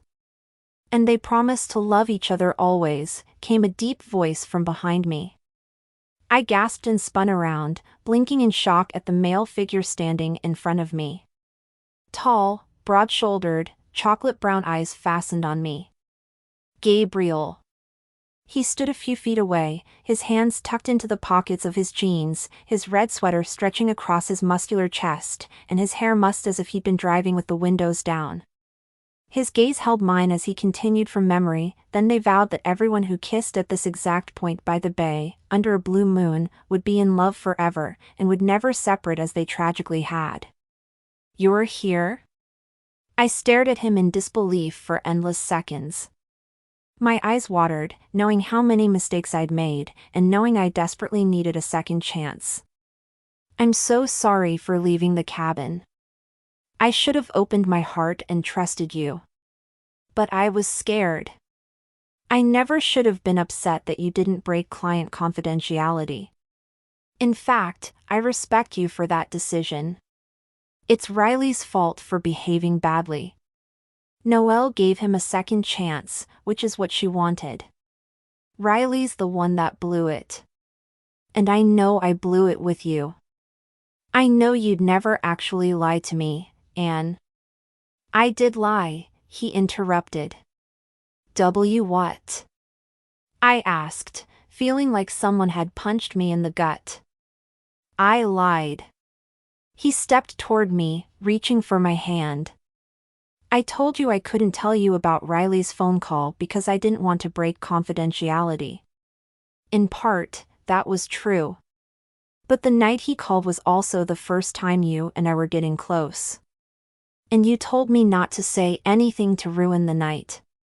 So, I didn't. I had wanted to hint that Noelle's second chance might not work out so well, but I didn't. I shook my head. Why not? In the months since I met you, I wanted to ask you out. But I felt an invisible wall between us. I was afraid if I told you about Riley then that would make you doubt that love could work. And I didn't want to lose you, he said, brushing his fingers against my cheek. I'd already fallen in love with you. I understand. My heart hammered against my chest. I love you, too. He let out the small breath I hadn't realized he'd been holding. Then he wrapped his arms around me, pulling me against him. I pressed my cheek to his chest and suddenly the world felt right again. I tipped my head up, gazing into his chocolate brown eyes. I opened the gift you left under the tree today, he said, gazing down at me with glistening eyes. When I placed the angel on top of the tree, I felt as if my dad was there with me and I wished I could share that moment with you. My heart melted as I slipped my arms around his neck. I want to share all moments with you. That's why I came to this exact spot, right here by the bay, to read the legend I knew was so special to you. Suddenly, the inn's outdoor speakers came on and Nat King Cole's voice filled the air, crooning the Christmas song. I smiled up at Gabriel, butterflies dancing in my belly as I gestured at the thick, almost full moon hanging like a jewel in the deep velvet sky. There's mistletoe above us, but not a full moon or a blue moon. My heart feels full enough to make any legend come true. His arms tightened around me, and he pulled me close against him. Merry Christmas, Harper. Merry Christmas, Gabriel. I leaned into him and pressed my lips to his, in a kiss that promised the same forever love as the legend of Blue Moon Bay. Epilogue. A week after Christmas, I gazed around the conference room at MacArthur and Associates and took in the spectacular views of the shining bay outside the window, marveling at the fact that we were right back where we had started. And yet now everything was completely different. Glancing at my watch, I bit my lip. Gabriel was running late again. I knew, though, that he was just lost in his work, just like he got lost in his cooking and didn't notice the mess he was making. He had probably found a client who he believed needed a second chance and had lost track of time. It was adorable. Harper, where is opposing counsel? Noelle asked, an edge of annoyance in her voice. Apparently she didn't find Gabriel's tardiness so adorable. I'm sure he'll be here shortly, I assured her, using a soothing voice. Then both of you can sign the papers and finally put this all behind you. Gee, thanks. Riley shot me a look like I'd just offered him a plate of dog food. Just then, the conference room door opened and Gabriel hurried in. He gave me a quick nod, and then sat down next to Riley. Sorry I'm late, he said. I had a conference call that went too long, but this should be pretty straightforward, right? He asked, glancing at me. We've added a stipulation to the agreement that gives Noelle compensation for the Ming Dynasty vase that was wrongfully taken by your client, I said, my voice firm. My client will agree to the stipulation, Gabriel said, as he shuffled through some papers. Can I have a look at the addendum? I passed the sheet across the table to him and our fingers brushed. A tingle of excitement shot up my arm, causing my pulse to jump. I flashed him a smile and the corner of his mouth lifted as he took the new paperwork. I'd like to get this over with as quickly as possible. Noelle clenched her fists, and her jaw kept moving back and forth. It seemed like she was trying hard not to cry, and my heart broke for her. She deserved so much better than she had gotten. Wait! Riley exclaimed. My brows rose. We all turned to him. I'm sorry, Noelle. He unzipped the backpack that had been sitting on the chair next to him. He pulled out a lovely green vase. Noelle gasped. My vase! You didn't sell it? No way, Riley said, as he gently pushed the vase across the table toward her. I shouldn't have taken it, but I wouldn't have really sold it. I was just hurt and angry that you didn't believe in my plan. I was scared, so I ran. I've been scared, too, Noelle said, making a mewing sound. I hope you can forgive me, Riley said, going on. You're my life. Do you think you can find it in your heart to give me a second chance? I raised a brow over at Gabriel, and he just shrugged. I already gave you a second chance, Noelle snapped. And look what happened when I did that. She gestured toward the vase, which she pulled toward her, wrapping her arms around it, and hugging it protectively as if Riley might jump up to steal it again. But I gave it back, Riley protested. And I told you that I was sorry. Don't you still love me? Don't you want us to work out? Yes, but I don't know. Her voice drifted off and suddenly she looked up at me with wide blue eyes. What should I do? I blinked, thinking there might actually be some truth that being a divorce lawyer is like being part shrink. Well, if you still love him and you aren't sure you want things to be over, then maybe you two should talk. Will you talk to me in the hall, Noelle? Please? Riley asked. All right, she agreed. I watched Noelle and Riley slip into the hallway. I saw her put her hand in his and smile before they closed the door behind them. I sighed. Either their marriage would work this time, or we'd be back for round 3. Gabriel got up and walked toward the windows. He put his hands in his pockets and gazed out at the view of the bay. I stood up and joined him at the window. Think it will work for them this time? I glanced up at him, a contented smile curling upward. They seem to love each other a lot. Maybe this will be the last second chance they'll ever need. He gazed down at me. I knew you were a closet optimist. I laughed, trying to think of a good retort, but before I could come up with one, he leaned down and captured my mouth with his. All thoughts fled from my mind, except the one that was jumping for joy about how blissfully happy I was right at this very moment. The end. If you enjoyed spending time with these characters, be sure to read Janine's story in the Oopsie Island, Blue Moon Bay series, Book 6. You have been listening to The Christmas Cabin, Blue Moon Bay series, Book 5, by Susan Hatler, copyright 2016 by Susan Hatler, audiobook copyright 2023 by Susan Hatler. Susan Hatler is a New York Times and USA Today best-selling author who writes humorous and emotional women's fiction and young adult novels. Many of Susan's books have been translated into German, Spanish, French, and Italian. A natural optimist, she believes life is amazing, people are fascinating, and imagination is endless. She loves spending time with her characters and hopes you do, too.